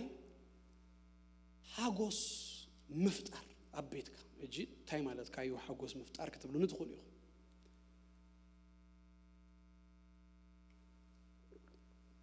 በመሰረቱ ሓዳር ዝተዋሃበና ክንህጎሰሉ ይትፈልጡ ዲኹም መክብብ ምዕራፍ 9 ቁጥር 9 ሲ ምስታ ተፍቅራ ሰበይቲ ሲ ተሐጎስ ኤናይ ቪደስ ያትብለኒ have life joy with your wife በቃ ላይፍ ክህልወካ ክትሕጎስ መታኒው ተዋሂቡክ እጂ አብ ሓዳር ሓጎስ ክረክብ ኢሉ ዘብል ሰብ ማለት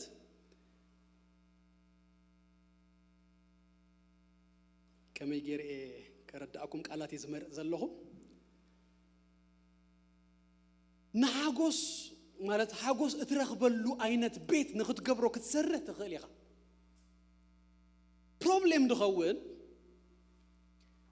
ካብ አምላኽ ደልየካ ነገርሲ ካብ ሰበይትኻ ወይ ካብ አምላኽ ክትረኽብዮ ዝግባእ ነገርሲ ካብ ሰብኣይካ ምጽባዩ ጌጋ ድኸው ዮሐንስ ወንጌል ምዕራፍ 4 ዝነበረ ሰበይቲ ትዝክርዋ ኢኹ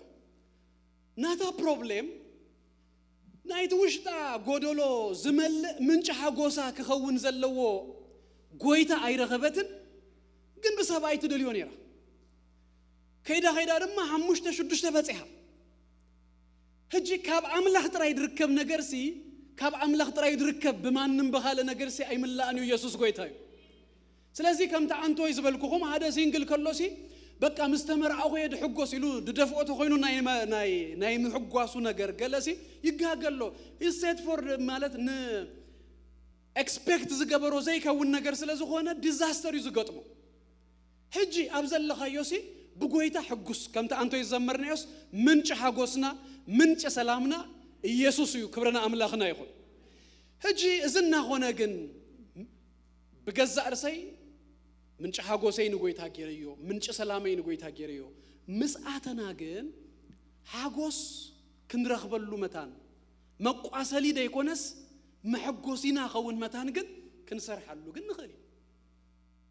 we work አቡ ንሰርሕ አቡ ንአይ ሱቂሉ ዱብ ኢሉ አይዋሃበካን ንአይ ንሰርሕ ታይ ንገብር ብዙ ነገራት ንገብር ብዙ ጊዜ ከይተመርዓና ኸለና ሻይ ንሰቲ ሓቢርና ዴት ንገብር ገለመለ ልክ ምስተመርዓና ኩለን ይጣፋ ከይተመርዓው ኸለው ናይ ሓደ ሰማዕ ኾ ነግረኩም ክሳብ በቃ ዝድቅሱ በቴሌፎን አይጻገቡን የእልሉ ሰዓራት እሱ አራት ከይዶም እንዳአለለም ድድቅሱ ሕጂ በልቻው ቻው ገለግት ብሎ ኸላ ኖ አይተጸውዮ ክድቅስ እንዴ ደሃን ዋላ አንተ ደቀስኪ ከፊት ኪዮ ደቀሲት ምህርና ኸዋላ ኸሰምቆ كذا غندي يدخيل مستمرعناخ انت يا مسلاوتكم بفلا يجي ابزي انا دكم اسبوت اندينا سباي باي نيتشر هانتر انديو قدم هانت تغبر كلنا هانت ميداقوا ديا انا هانت غلديا رابيت ديا غله كيدو هانت يغبر يحزا يقتلا شير اب يغبرو انبسا بحال تهراي قرناديو غله سقل then to the next دما قصل نو حدار مصيخا ግን to the next يله تاغندي دغيم كاغله مستحصخا انكو حغوسك يلنا هفايف دحبناك نا حجون مريس كارخبا يسوع غويتاي مريس كحجون سي مسايخا نابكالاي تخيدني هجي اوريدي هيزيو عينت سي مسروه نقدف نحغوسنا زخون نغراسي مغبار نقدف قدم كندي صيرنا لو كندي بقى كم زبلكم مهرناك ولا يدقسنيو غله كم زيبلناسي مسمصت مسناتنا مسكونت ግን ነገራት ይዛል አዳብ ዝማሃረሉ ዝነበርኩ ኮሌጅ ሶሉስ ተፈላላዩ ሰባት የምጾልና ነይሩ ድታወቱ ነካብ ገዛ እርሶም ህይወት ይምዱና ይምህሩና ማለትና ሊደርሺፕ አይነት ነገር ይዝምህሩና ዝነበሩ ሀደም አልተ ዝመጸሰብ አይርሶኒ አብዝ ፖለቲካል ነገሮችን ዝተታተፈዩ ኤምኤልኤ ነይሩ ሜየር ነይሩ ኤምፒ ነይሩ ገለ ነው ዓመታሲ 30 ገለን ዓመታት ጽብቅ ናይ ስራሕ ይወድ ነበሮት ሪታየርድ ገበረ ና መጽዩም ይሩም ዝወደአ ሕቶታት ኢሉ ንኹሉ ከፊትዎ ማለት እዩ ጃሓደ ወደ ሕቶ ሓቲቶ ቲ ህይወትካስ ተገርሚዩ سكسس كاس منشوس أبيو كفلت دليلو أو ناتي سكسس كاب حداري إيد بلويلو كاب حقوسي أبيتي لذي أبت إيوي أبت سرحيسي كأود قبر الناس زيلو هرايت ود مالي صحاديتو if I can ask further إلو أبلو قعدة تدمه نايت حدار كاخ سكسسوس انت إيلو تايلو سبعي شو أنا نسبيتين زي أتا سكسس دبلايلو كدم مرمر أونا ديت نقبر نيرنا شاين ستقله تمارين هونسي سلاسان قلن عمتات أي قوارتنا يعني never جدا ريستورانت قلنا خير مالتها يكونن أبرندا نخل التوم براوسينا كوفيلنا نقلل سايد باي سايد نزرار زي أقوارتنا يعني فلتن important سرح لني قال يلوز دول الله يسب بتام قالتتيا كابزي أتبلت important يلن سوري إيه زبليل هجي تام جمريا زي جمرنا يا نجرسي حنت مقبارو كنا قارص يبلنا مستا سبيت خاص انتهي قبر يزبل تحقص بقول عينة متانسي كن حقص اجتا محقوس ستبل سبيت نسنت كات حقص قال كبل كلوس اتا ان فاكت سقاو يركبوني ززارب زلو كنس هتراي كونت the whole process كاب كله زجمر جميرو زلو سي السو كله سي كن حقوسلو متان زتوهبنا including تاب عراتون زلو مالتي هجي نزي كمزي وابسنبت دا انت يا خاتب الدلخه قالت لون تخونوا قاليهم دحفر ነገር አይኮነን ሙሉ መጽሐፍ ሲ መጽሐፍ ቅዱስና ተዋሂብ ወሎ ነዚ መሐሌ ድባል ክን ሕጎስ መታን እቲ ኢኒሺዬቲቭ ግን ካበይ መስለኩም ዝመጽ ካብቱ ወዲው ዝጅምር ምዕራፍ ሸውዓተ ኸይድኩም ረአይዎ አንተ ሱልሚተ ይብላ አጋርክስ ጫማ መስገበራስ كنده يصبغا إلو جميرو كلن الناتقسس كساب أفا يمتص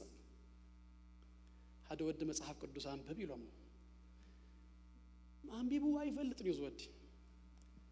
كنسل تبلس محلي أنبيبو وا إلو مالتي نصباحيتو أنبب نابز بلتو حافت مصيو أنبيب قادوت بلولاس أنت مصحف قدوس كخمس بلديو تايد أفوكس كسيلو فوكس كسايبلن it's a life يو هذا part سلازي كن حقوس متانسي أملاخ زحابنا نجر دقر ما كم تزمت أنا لو background خمس جبرنا ما خنيك نجركم كابت راب أي حموش هاي كفل زمن زنبرة تتصنوتات ناتنا كبابي زمت أمنت بتعمي highly influenced أبزق زي زنبرو جلسات كتأصلكم غريغوري دبال غريغوري اوف نيسا دبال حدا نعملاخ سب نيرو بزو صبو نغرات دغبره قدوس تباهلو دفلت غلايوج اتس اميزنج جاي ግን ማን ንሱ አላጎሪ ገሩ መሰቀመጦ ኖ ዝብ ዛባ ክርስቶስን ቤተክርስቲያንን ጥራ ይሉ ድፍና ቢልዋ አዳምን ሔዋንን ሲ ሴክሹዋል ዲዛይር አይነበረው ምን ይሉ ይዛሐሰብ ዝምህር ገዳማት ገለገለ ዘተጀመሩ በትግዚት ናይ ሴክሹዋል ነገር ሲ ኖ ቲ ፎር ፕሌዠር ንዝተዋሃበና ነገር ሲ ከም ኃጢአት ዳርጋ ሙሳድ ዝተጀመረሉ ማለት ነው ኦሪገን ድባል ሰብ አይኔሩ ጣም ዝገርም ብሪሊያንት ደሆነ ሰብ አዩ ኦሪገን ዝገበሮ ብዙ ነገራት አሉ ናይ መጀመሪያ አፖሎጀቲክስ ድባል ንእምነት ዲፌንድ ምግባር ሲ ኦሪገን ይዝጀመረ አብሮም ክርስትናስ ኦፊሻል ሃይማኖት ከኸውን መታንሲ ዘእመነ ሰብዩ ደሚሰቱ የምገለገለ ዝብል ነገር ኒሩሲ ንኡስ ዲፌንድ ድገበረ ሰብአይ በፍልጠት ግን ሴክሹዋል ዲዛይር ሲ ኃጢአት ይሉ ስለዛ አምንሲ ሶ ማች ሶ ተፈልጦ ዲኹም ናይ ገዛ አርሱ ሳይሲ ቆሪጹስ ዲዛይር ሲ ከመጸና አይደለን ይዝበለ ሶ እቲ አይነት ተጽኖታት ስለዝነበረና ጅ በአል መሐሌ ሲ ከምዛ ዝበልኩ አይነት መፍቋስ ገርና ማለት እግዚአብሔር ዘሃበና ህያብ ክንሱ it's a gift ተፈልጦ ዲኹም አቤት ከሙቀና መታንሲ በፍላይ ናይ ቀደም حاوي يقبر بحصور دما يقبرلا امنديو طوبديو قال يقبرلو مو تحاوي كندد كلوس نتبيت انتي كغبرو متاني كموقو متان ካብቲ ዝተሓፅረሉ ቦታ ግን ኣውፂኻ ናብቲ ገዛ እንድሕር ደርቢኻዮ ተሓዊ ከጥፍዩ ከንድድ እዩ ኣብታ ቦታ እቲኣ ግን ሙቀት ጥራይ እዩ ነቲ ገዛ ዝሕብ ነቲ ቤት ድሕብ ስጋዊ ርክብ ድማ ልክ ኸምኡ እዩ is for pleasure እዩ ተዋሂቡና ክንሕጎሰሉ ካብታ ሓፁር ተውፂናያ ግን dangerous እዩ ዘጥፍእ ነቲ ሰብ የጥፍኦ ነቲ ሓዳር የጥፍእ ብዙሕ ግዜ ፒዩሪቲ ወይ ድማ ቅድስና ድስበኽ ንሲንግላት እዩ ምሽ ንመንእሰያት እዩ ግን ሰብ ሓዳሩን እዩ ክስበኽ ድግብኦ ንፒዩሪቲ ድማስ ብሓደ ኣይነ ጥራይ ስለ ንሪኦ ፒዩሪቲ ናይ ኩሉ እዩ ናይ ልብሎ ናይ ውሽጥሎ ኩለንተናኸ እዩ ሕጂ ሶማሽ ኣብዚ ዘለናዮ ዘመንሲ እቲ ፈተናታት ንባዕሉስ ብዙሕ እዩ ዲስትራክት ድገብረካ ምስ ሰበይትኻ ዘለካ ኢንቲሜሲ ምስ ሰብኣይክ ዘለኪ ኢንቲሜሲ ዘጉድል 100 ነገራት እዩ ዘሎ ሰባት ቀደም ክሕተቱ ከለዉ ኣብ ሓደ ጽሑፍ ዘንበብኩ እየ and ሕጂ ክሕተቱ ከለዉ ኣብዚ ዘመን እዝስ ንዘይኣምን ዋላ እዩ ካብ ሰበይትኻ ወፃኢ ምድቃስ ከመይ እዩ ተልክያስ 90% ዋላ ብጎይታ ዘይኣምን ዝብል ትክክል ኣይኮነን እዩ ዝብል when it comes to ህይወት ግን ካብቲ ቀደምሲ ሕጂ ትክክል ኣይኮነን ድብል ሰብ ይበዝሕ actuality ግን ክረአ ከሎ ግን እሱ ዝወረደ እቲ ፈተናታት ብዙሕ እዩ እቲ ኢንቲሜሲና ዘጉድል ናብትን ዝጎተና ነገርሲ ብዙሕ እዩ ትፈልጡ ዲኹም by the age of 16 ሓደ ህፃን ደቀና ደእቢ ዘለና 90% chances are እዚ በኢንተርኔት ገለስ ክርኢ ፖርኖግራፊ በልዎ ገለ whatever 90% most of the time ከይፈለጡ እዩ ሕጂ ፒዩሪቲኻ ንጽህናኻ ዘጉድል በብዙሕ ዓይነት መንገድስ ንጉተተሉ ዘመን ምዃንና ሳይንረስብ ኢየሱስ ጎይታ እዩ ስለዚ ቤትና ክንሕሉ ከሎናሲ ብንጽህና እቲ ሓጎስና yes it's a gift ኣብቲ ቤትና ናይ ጎረቤትካ ሳዕርስ ይበሃል ብእንግሊሽ ይበሃል ኣሎ ለምሊሙ ክረአየካ ከሎሲ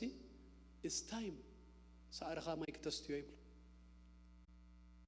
ደገ ድራእዮ ተኾይኑሲ ዝራእያ ተኾይኑሲ it's time ናብ ቤትናሲ ክነቕልበሉ ኣብ ቤትናስ ክንሰርሓሉ ነቲ ፕሌዥር ንብሎ ዘለናሲ እግዚአብሔር ንዝሓበና ነገርሲ ክንኣየሉ አንተ መጽሐፍ አንቢበ ጥብቅ መጽሐፍ ያ intended for pleasure ያተበል ዶክተር ኤድ ዌት ይባላል ጻፋ ሜዲካል ዶክተር ተፈልጦ ዲኹም ኩሉ ፍጥረት እንስሳ ገለገለ አውሽጡ ናይ ስጋዊ ርክብ ድሌት አለው አምላክ ደሃቦ ድሌት ድባሃል ነገር ትድሌት ግን እጂ ንባዮሎጂካል ሪዝን ጥራይ ዝመጸሉ ወይ ዝመጸላ አባ አመት ሓደ ማልተ ተመጽኡላ አንተ እንስሳሲ ምስጠነሰ በቃ በድህሩ የለ ካልአይ ነገር ድማ ካፍ ኩሉ ፍጥረት ገጽ ንገጽ ስጋዊ ርክብ ድገብርሲ ሰብ ጥራይ ኩሉ ባዮሎጂካል ምሳ ናባና ግን ንምውላድ ጥራይ ባዮሎጂካል ሪዝን ጥራይ አይኮነን ሞር ኢንቲሜሲ ፈለጣ እኮ ይዝበል ምፍላጥ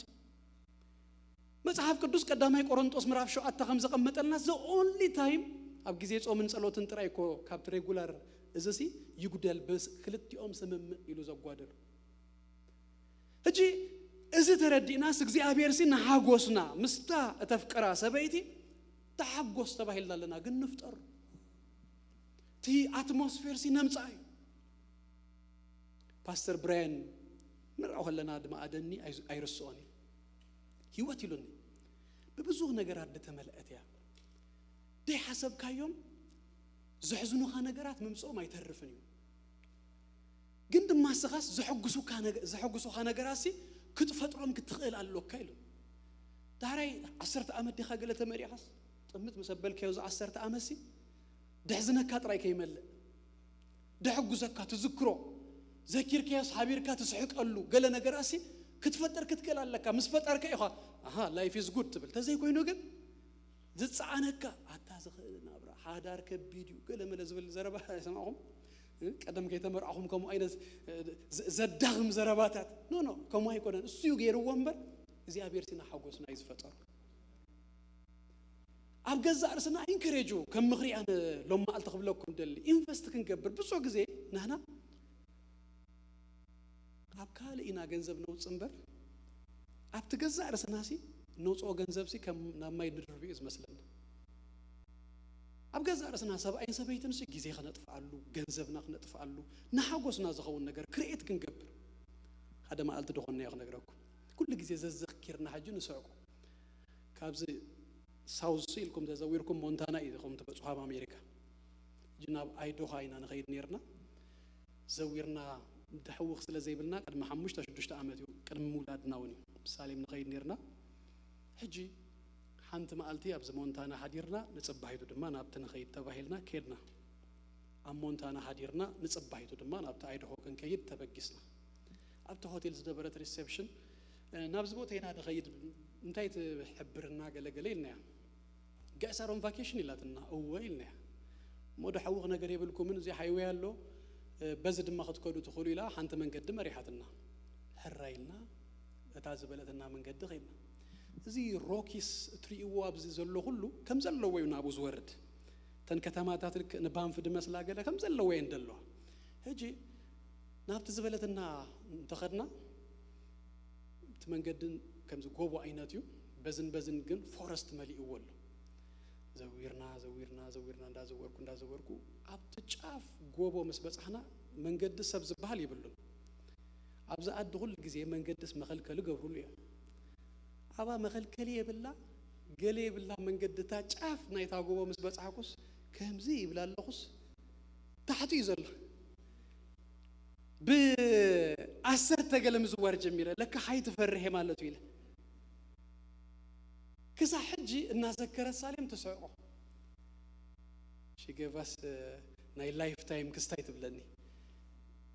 እንታይ ክብለኩም ደሊ 6-7 ዓመት ሓሊፉሎ ሓንቲ ኣጋጣሚት እያ ግን ኩሉ ግዜ ሲ ዘኪርካስ እንታይ ትገብሮ ትስዕቆ ገዛእ ርእስና ሲ ክንፈጥረሉ ክንክእል ኣሎና እንተዘይፈጢርናስ ከም ዝበልኩኹም እያ ትኸውን ምልስ ክንብል ከለና ሲ ዝተጨቃጨቅናዮ ዝተባኣስናዮ ገለ ዝገጠመና እሱ ጥራይ ንዝክሮ እንድሕር ኮይና ሲ ኣይፅብቕን እዩ እግዚኣብሔር ይመስገን ክቀፅል ሳልሳይ ግርጭት ከም ዝግባእ ጌርና መሓዝ እዩ ቀዳማይ ንእግዚኣብሔር ምቕዳም ኢለኩም እየ ካልኣይ ሓጎስ ምፍጣር ሳልሳይ ድማ ግርጭትና ከም ዝግባእ ጌርካስ መሓዝ እዩ ኣብ ሓዳር ግርጭት ዘይብሉ ሓዳር የለን ግርጭት ተዘይህሉ ሲ መላእኽቲ ወይ ገለኢና ማለት እዩ ኩላትናስ ኮንፍሊክት ኣሎ ምባኣስና ምግርጫውና ኣይተርፍን እዩ ከመይ ጌርና ኢና ንሰግር ግን እታ ኮንፍሊክት ከመይ ጌርና ሃንድል ንገብር እያ እታ ዋና ነገር ኢንፋክት ንሓዳር 5 ደረጃታት ኣለዎ እዩ ዝበሃል ቀዳማይ ደረጃ ናይ ህፅሎት ደረጃ እዩ ሃኒሙን ስቴጅ ፍቕሪ ጥራይ ዝረኣየካ ቢጫ መነፅር ዝገበረ ሰብ ዓለም ኩሉ ቢጫ እያ ትኾንሽ ፍቕሪ ዝበሃል መነፅር ዝገበረ ሰብኣይ ድማ ናይ ሰበይቱ ምንም ነገር ጉድለት ኣይረኣዩኑ ወይ ድማ ናይ ሰብኣያ ምንም ጉድለት ኣይረኣዩኑ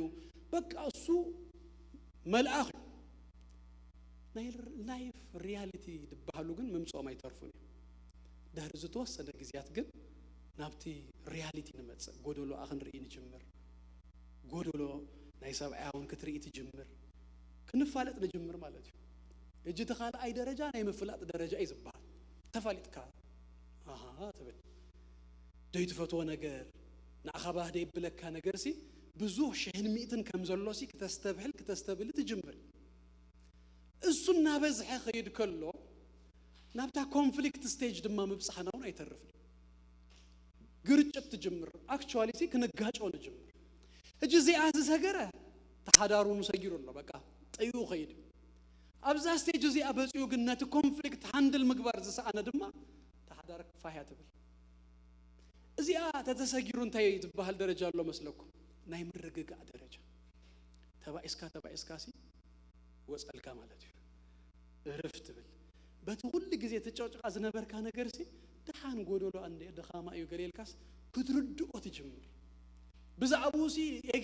ኤጌን ሲ ካብ ምባል ሲ ከመይ ጌር ድደፍና ናብ ምባል ገጽካ ሲ ተሓስብ ትጅምር ትረጋጋእ ማለት እዩ ሓሙሻይ ካልኣይ ህጽኖት ይብሉ ከምቲ ናይ ቀዳማይ ህጽኖት ተሸፊንካ ደይኮነስ ተረድኡካ ምስትጎደሎ ተረድኡኪ ምስትጎደሎስ ግን ስቲል ኣይተጋደፍኩም ተፋቀሩ تقصلو هيوت زيادة زبالة هتصنوت يا كم تقدميتي بمشفان ده يكونسي كل قلة كل نجارات ريحة تفاليت كاجن يتستيلسي تدفافين كتخيد تفاعل كتخيد يسوع كريستوس قويتاي توي حدار اللوم سبات نبلوم سباسي أي تبع أصون مالت هيكون in fact دخونا هيكون حدار عارقة كمان تبع إسكا ديتا عرقايو وي تبع إسكي ديتا حركياسي ما هزاقي يكون تنقنا تبع إسكاس قال نجار كوينكاس يقرأ تبع حيلك قد حلف كاللغة that's a true friendship سي أبا يزل اتما كان هاي تمرمر كتقادفون تخليخ كنت تبع إسكاس يقرأ تبع حيلك قال عبزن دحر عبز حكايو friendship ريليو حدارون قومي شبزو جزء خسايس لا حساب نزلوا خمسة أنتوا يكجمر كله خزبالكم كنت تقصد بلا ترايسين نبتنا يمود أتاها كحلف شجر كجت من نخلو ويدما نكونفليكت ريزولف كنجبر كوف كنبل كل الناس كنجبرهم زق بأن 4 نقطات كالتفا كتاكس حدا تكلا خالد زي مخان ويدما ديفنسيف زي مخان كتزرارب كوف الكاسي نزا شو مسالم كوف تيلس نزا كوف زبلنا لا يشوك نفتح كوف الناس argument وين كجبر يكون كنا بزي كوف زبلكم سكور جيرس نتبتات نجيرة زي أي خي تقبل يا مبالي يكون تargument سيرس ناو لوز تجيرة يس تقمي بلو سلازي كيف تهبيله أوكي زنات هيك جايو وصدو حلا في النت إذا دمانات كيو رأيو قال تبع هاي الكاس كابنا أخام كل خلط رئيسي نتناقرسي أقف حكا بمرأي ناتي solution نيتشجرنا ممزا أمبر سأراين مخانسي زي مزرراب باينيتشر كومينا كل جزء سبعة كن سئر ترينا نزارة بمبر نتو كله سي وين كنجبر يكوننا كالاي دما بإنجليش ستون وول يبلوه تايمالتي ستون وول سي كم زملاش زي محاب محداك وإذا ما حوتاتي زغنا ملاش محاب تأرستي أبز خلص كلا أرست تهب تنتر توج تجبر كمون solution أي متصني تاتو بحال دلاسي كم زلاتس كن الزرارة بلا خلنا ترى فوز زمتس أرست مقيار منتار فوز أي متصني سالس هاي دما يقرأ نابز تبحالنا اللي قدايسي مملاسي قدما 10 عامات يقرز تبحالنا لوسي لومي حنت ايشو كنفتح كو في الناس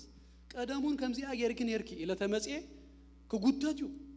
ساون كتغوتت يا انون كغوتتي شو كي تمرعنا خلنا كمان زنبره ነገር كغوتت كمصيو مفتحي سولوشن ايكركبون ناي موداتا دما مكساس بفلاي دما زاورد زيا كنطفا يزغبا كل غزي اسخيخو كل غزي اسخيخو كل غزي تقول لك زي سي دحر الله انت خوينا ناب سولوشن ايتبصل لوم هج ناب تشرش خنمص دنغينا انت خويناس بانجلش بليم اند كريتيسايز مغباري بلو وجب بليم نتي زلو خنتات بليم كتغبر تخلي خاص فاين لوم دنغينا بممصانا صبو ايكونن الكاس نتو خنتات بليم تغبر اسري ايري كل غيزه اتدنغيني تخوينا ግን حليف الله كل جزء تبي هيلا دم نابر أساس لازم أسأخ أسهون ملس اللوا دهارون أنا هم تيلي هاسي من هالبات تيجون تزفتش تزمر مرسي أحق سكوان كون خلي قولت بين الداليات خون قرص بين الداليات خون حجي صغي إلى إذا يوت أوت الله اللغمبر بتحافشاوي تترأيوسي ناتيونا بركتو الله سلازي كم زعينة كستات بفلاي كل جزء وسك كان دحر تزارب الله خان تقيناس سولوشن يكركبوني مودات هي قريتها من المماديو كله هبرت كله عينة فريندشيب كله عينة حدار وات ايفر عينة زمدنا بيقريتها يمسرتو بيقريتها دما زي فتح ነገር የለም ጎይታና ኢየሱስ ክርስቶስ ናይ መወዳእታ ናይ حدار ናይ مفتح ምኽንያት ደገበሩ بسنكتر لبي whatever አይነት ነገር ተበዳዲልና ነው ይኸሊና this is በቃ ከሰግሩ አይከልኒ ናዝሲ በቃ ገለልናስ ከምግንያት እናምጾ ነገር ሲ ኩሉ ንይቅሬታ ድማ ባይታ ኸውን ኸሊ ንባእስና ግራውንድ ኸውን ድኽእል ነገር ሲ ንይቅሬታውን ግራውንድ ኸውን ኸሊ ይቅረ ክንብለሉ ሲ ይቅረ ክንብለላስ ዘይንኽለሉ ነገር የለን አንተ ጽባህ ተዘረባ ደግዜ ብዙ ጊዜ ይቅረ ክትብል ከለኻ ይሉ you are most likely ሲና አምላክ እንዳመሰል ካሉ ተኸደሉ ጊዜ ሲ ሽኡ ይቅረ እንዳበልካ ክትከይድ ከለኻ ስለዚህ ብይቅሬታ ኢና እንህዞ አይ ሞዳታ زي أخبرمو بحثيروه ودا تسفى زي مقراص بأمنة مبرتا جت كل زت مهرنا يو أبزنقته من هالبات لومي أظني بيت قداينا حداري قدايسي تسفى يبلون زموته زدخمه تبلاشل قل زبلنا سبات انتلونا نعم لخنا منه حجو قدم حجي صيرلو ندي كم زغينا ندي إلنا ندحركوينا كم زوم بقال بيتروس مرببهم عصاصيفهم بقى تسفى قريصهم ነገር አጻጽዮም ንምኻት ተዳልዮም ዝነበሩ ከም እንደገና ደርቢ ዝተባሃሉስ በእምነት ሎሙ በቃልካስ ድርቢ በቃልካስ ከም እንደገና ከአየ ከም እንደገናስ ከሰርህ ይንበል ትምክንያት ይልና ነምጾም ነገራሲ ብቁ አይኮኑን ይحዋቴ ብቁ አይኮኑ ነና ዘሎና ኮንትራት አይኮነን ቃል ኪዳን ኮንትራትን ቃል ኪዳንን ፍልዩ ተፈልጥይኹም ገዛዝ ተኻረና ሰባት ኮንትራት ይዘሎና ኮንትራት any time withdraw ክትገብር ትኽእልኻ ማዓልቱን ኣለዎ ይውዳዩ ናይ አመት ተኾይና ታሊዝ አመት ምስ ገበረስ ይውዳዩ ኮንትራት ክትኣቱ ከለኻ as much as you can see ሓላፊነትካ ደቕንስ ነገራት ክህሉ መታን ኣብቲ ጽሑፍ ኢኻ ትገብር ቃል ኪዳን ግን ከመይ አይኮነን ህይወትካ ኢኻ ሂብካ በቃ ተገጣጢሙሎ ከም እንደገና ድፈላለ ነገር አይኮን ደጊም ክልጥዮም ሲ ሓደ ድፈላለ ነገር አይኮን ቃል ኪዳን ከአቱ ከለው አብሉ ኪዳን ተፈልጥይኹም ክልተ አይነት ስርዓታት ነይሩዎም ሓደ ከምተ አብርሃም ድገበሮ ነት እንስሳ ንክልተ ጨዲዶም በማእኸሉሲ ሹዓተ ጊዜ ያልፉ ነይሩ ከቢድኮ ሹዓተ ጊዜ ከሐልፉ ከለው ቃል ከተአታተው ከለው ክልጥዮም ተተሐይዞም ምስ which ever ቃል ኪዳን ከአቱ ከለው تفريسيا كم زي أيخون كويم دبلو دلو ناي لايف تايم يو كوميتمنت كوفنانت دم يفسسو كلت سبات أنا حجخنا حاسبو خلنا قرب كبدنا خلو دمهم يقات أمام موت كهان كدانهم بقو يقلص أبتدم هيوت سلزلص هيوتنا حجي حدا إيو يمزبلو زلو to that much دخل نجاري كم زندي خوينو كنا بالكلام we are not talking about كو كال نجار بس أبا كيدانينا نزار أي جبل سب أنس ودي فقر دبها النجاري بالله no بس أبا كيدانينا نزار بزلنا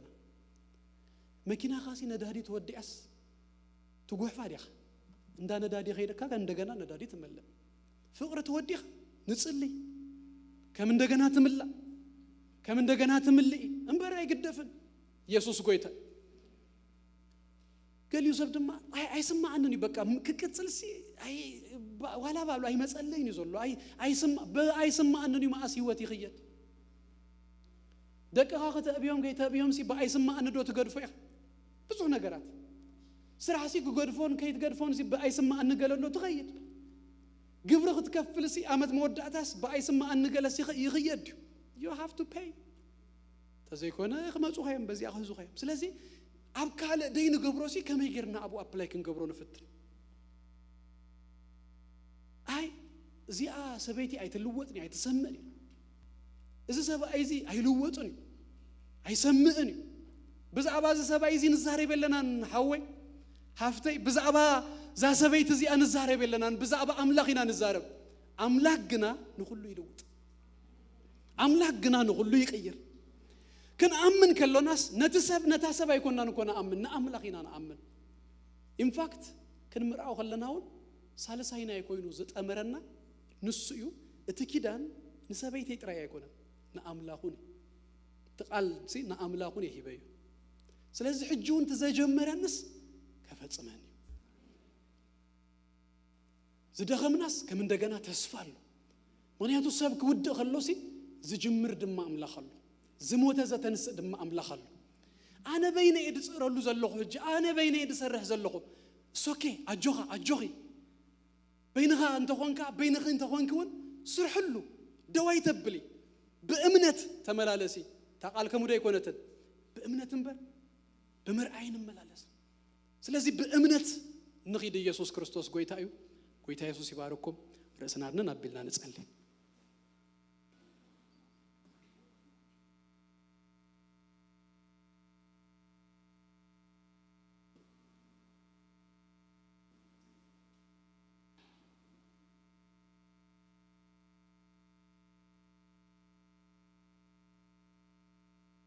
ሃሌሉያ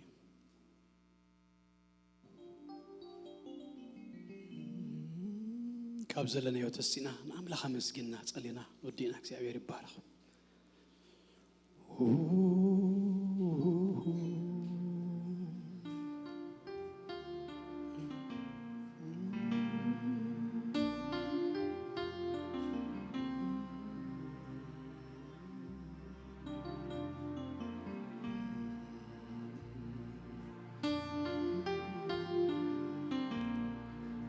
ሃሌሉያ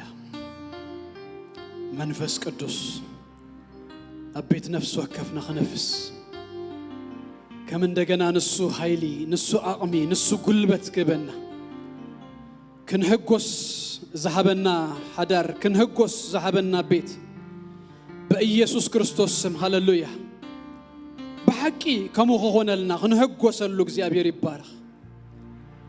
በሽም ኢየሱስ ክርስቶስ ቤት ነፍስ ወከፍና حدار نفس وكفنا هيوت نفس وكفنا نسو غتايمتا نصلي እግዚአብሔር ይባረክ ሃሌሉያ ሃሌሉያ አባኻዝጥምቱ ገጾም የጽባርቁ አባኻዝተላዕለ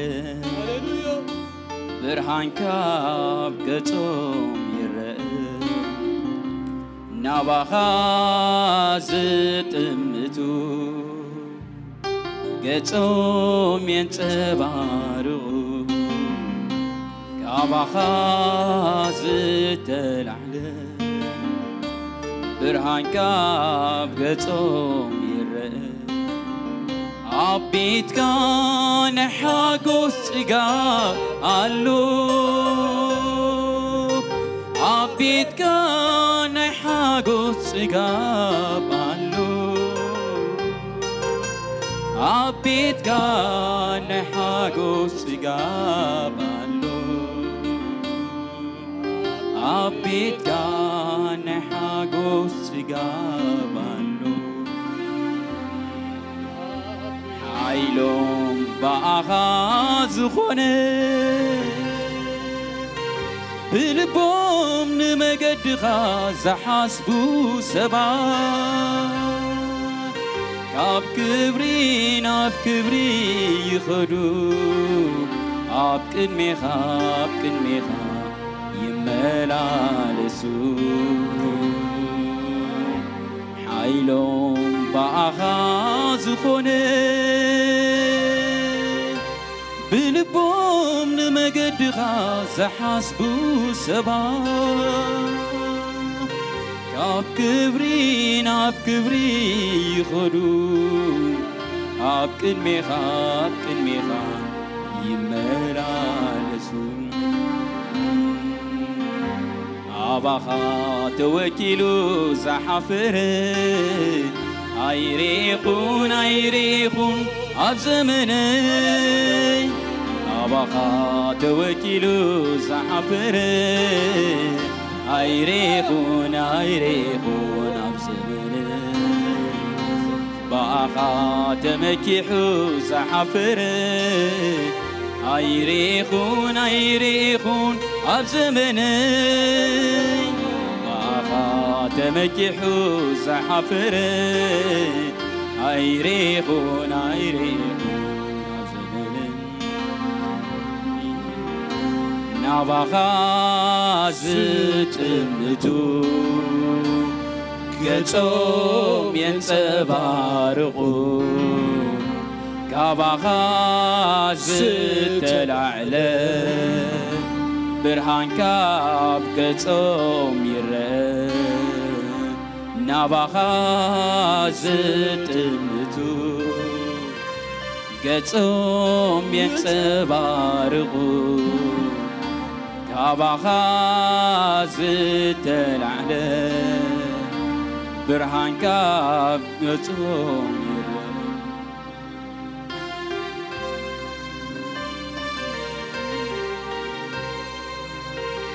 ኣብ ቤትከ ናይ ሃጎስ ጽጋብ ኣሎ ኣብ ቤትከ ናይ ሃጎስ ጽጋብ ኣሎ ኣብ ቤትከ ናይ ሃጎስ ጽጋብ ኣሎ ኣብ ቤትከ ናይ ሃጎስ ጽጋብ ኣሎ ኣግባስ ይደኽሙን ይሕለሉ ኣባጽሕ ሰንከልከል ኢሎም ይወድቁ ቶም ንዓኻ ዝጽበዩ ግና ኣብ በረኽቲ ይመላለሱ ቶም ንዓኻ ዝጽበዩ ግና ኣብ በረኽቲ ይመላለሱ ቅዱስ እግዚአብሔር አምላኽናን አቦናን በጎይታ በክርስቶስ ኢየሱስ ስም ደግምና ነመስግነካለና ስለዚህ መዓልት እዚ እግዚአብሔር አቦዬ ክብርን ህበካለና በሽም ኢየሱስ ክርስቶስ ንጽልይ ድማ እግዚአብሔር አቦዬ ቤት ነፍስ ወከፍና ስኻብ መንፈስካ ከተሐልፎ ህይወት ነፍስ ወከፍና ከተሐልፎ በኢየሱስ ክርስቶስ ስም ንጽልይ ንልምነካለና ጎይታ ናብ ሓዳር ንዘይኣተው እግዚአብሔር አቦዬ ናኣኻ እናቀደሙ ክሳዕታ መዓልትቲ እግዚአብሔር አቦዬ ተኣሚኖምኻ እግዚአብሔር ከኸዱመታን ጸጋኻን ምህረትካን ከተብዛሃሎም ኩሉ ደጌታት ክትከፍተሎም በሽም ኢየሱስ ክርስቶስ እልምነካለሁ ጎይታ ንነፍስ ወከፍ ድማ በሓዳር ንዘሎና ናኣኻ ክንቅድም ጎይታዬ ህልውናኻ ገጽካ ክንደሊ በኢየሱስ ስም ክትረዳእና ጸልያለሁ ጎይታ ንስኻ ክንሕጎሰሉ ኢልካ ዝሃብካና መቋሰሪና ከይከውን በኢየሱስ ክርስቶስ ስም እግዚአብሔር አቦዬ ካብ ኩሉ እሽነት ክትህልወና በኢየሱስ ስም ልምነካለሁ እግዚአብሔር ናይ ዘላለም አምላኽ በጎይታ በክርስቶስ ኢየሱስ ስም አቤትና ገና ክንዓርፍ አቤትና ገና ክንሕጎስ በኢየሱስ ስም ክትረዳእና ጸልያለሁ ጎይታ ዝገጠመና ዘበለ ሁሉ ኮንፍሊክትስ እግዚአብሔር አቦዬ ንሁሉ ዝመጽ ግርጭታት እግዚአብሔር አቦዬ በምስተዋል በልቦና ክንዘራረብ እግዚአብሔር አቦዬ ከማቹር ሰባት እግዚአብሔር ክንፈትሕ ክንክእል በኢየሱስ ስም ጥበብ እግዚአብሔር አቦዬ ከተብዛሃልና ምስተዋል ክትበና ነእምሮና ክትባረኾ ልቦና ክትብዛሃልና በኢየሱስ ስም ጸልያለሁ ወናይ ዘላለም አምላኽ በኢየሱስ ክርስቶስ ስም ክንጅምር ከለና እግዚአብሔር አቦዬ እስኻ ምሳና ነርካ ክሳዕ መወዳእታውን እግዚአብሔር አቦዬ ትስከመና ትድግፈና በኢየሱስ ስም ክሳዕ መፈጸምታ ትሕዘና አምላኽ ይኻሞ በኢየሱስ ስም ጸልያለሁ በእምነት እግዚአብሔር አቦዬ ነፍስ ወከፍና ክንጓዝ እግዚአብሔር ክትረዳእና ጸልያለሁ ሎሚ ዘይጠም ዝተበላሸው እግዚአብሔር ዝፈረሰ ነገር እንተሎ ናአኻና ጠመትና ናአኻና ራአና እግዚአብሔር አቦዬ ንምእያይ ንምስራሕ ንምልዋጥ እግዚአብሔር አቦዬ ከተትካህና በኢየሱስ ክርስቶስ ስም ጸልያለሁ ስኻ ናይ ተአምራት አምላኽ ይኻ ዝሞተ እተተንስ ዝፈረሰ እግዚአብሔር አቦዬ ከም እንደገና ተሐንጽ ትሰርሕ እግዚአብሔር አቦዬ ንዝወደቀ ተልዕል ተቅና አምላኽ ይኻሞ በኢየሱስ ክርስቶስ ስም ከሙስለ ትገብር ነመስግነካለና ጎይታ ሎሚ ከም እንደገና ተስፋ አብዝ ቆረጽና ናይ ተስፋ ለምላሜ እምነት ስለዝወሰካ በኢየሱስ ስም ደጊመ ክብርህ በካለሁ እግዚአብሔር አምላኽ ይባርኩም ጸጉ ይብዛሃልኩም ገጹ ይብርሃልኩም ሰላሙ ድማ ይሃብኩም ናትኩም ዝኾነ ዘበለ ሁሉ በአምላኽ ደተሐለ ወደ ተባረኸ ይኹን أبتغدوا زبل كل موجس إخزيابير كبر إخزيابير يقدم لكم دقيتات صلاتكم بإيسوس كريستوس سمورسو برهانكم مملسو يدمك سمونكم زتبارغ يغن بسلام كدو آمين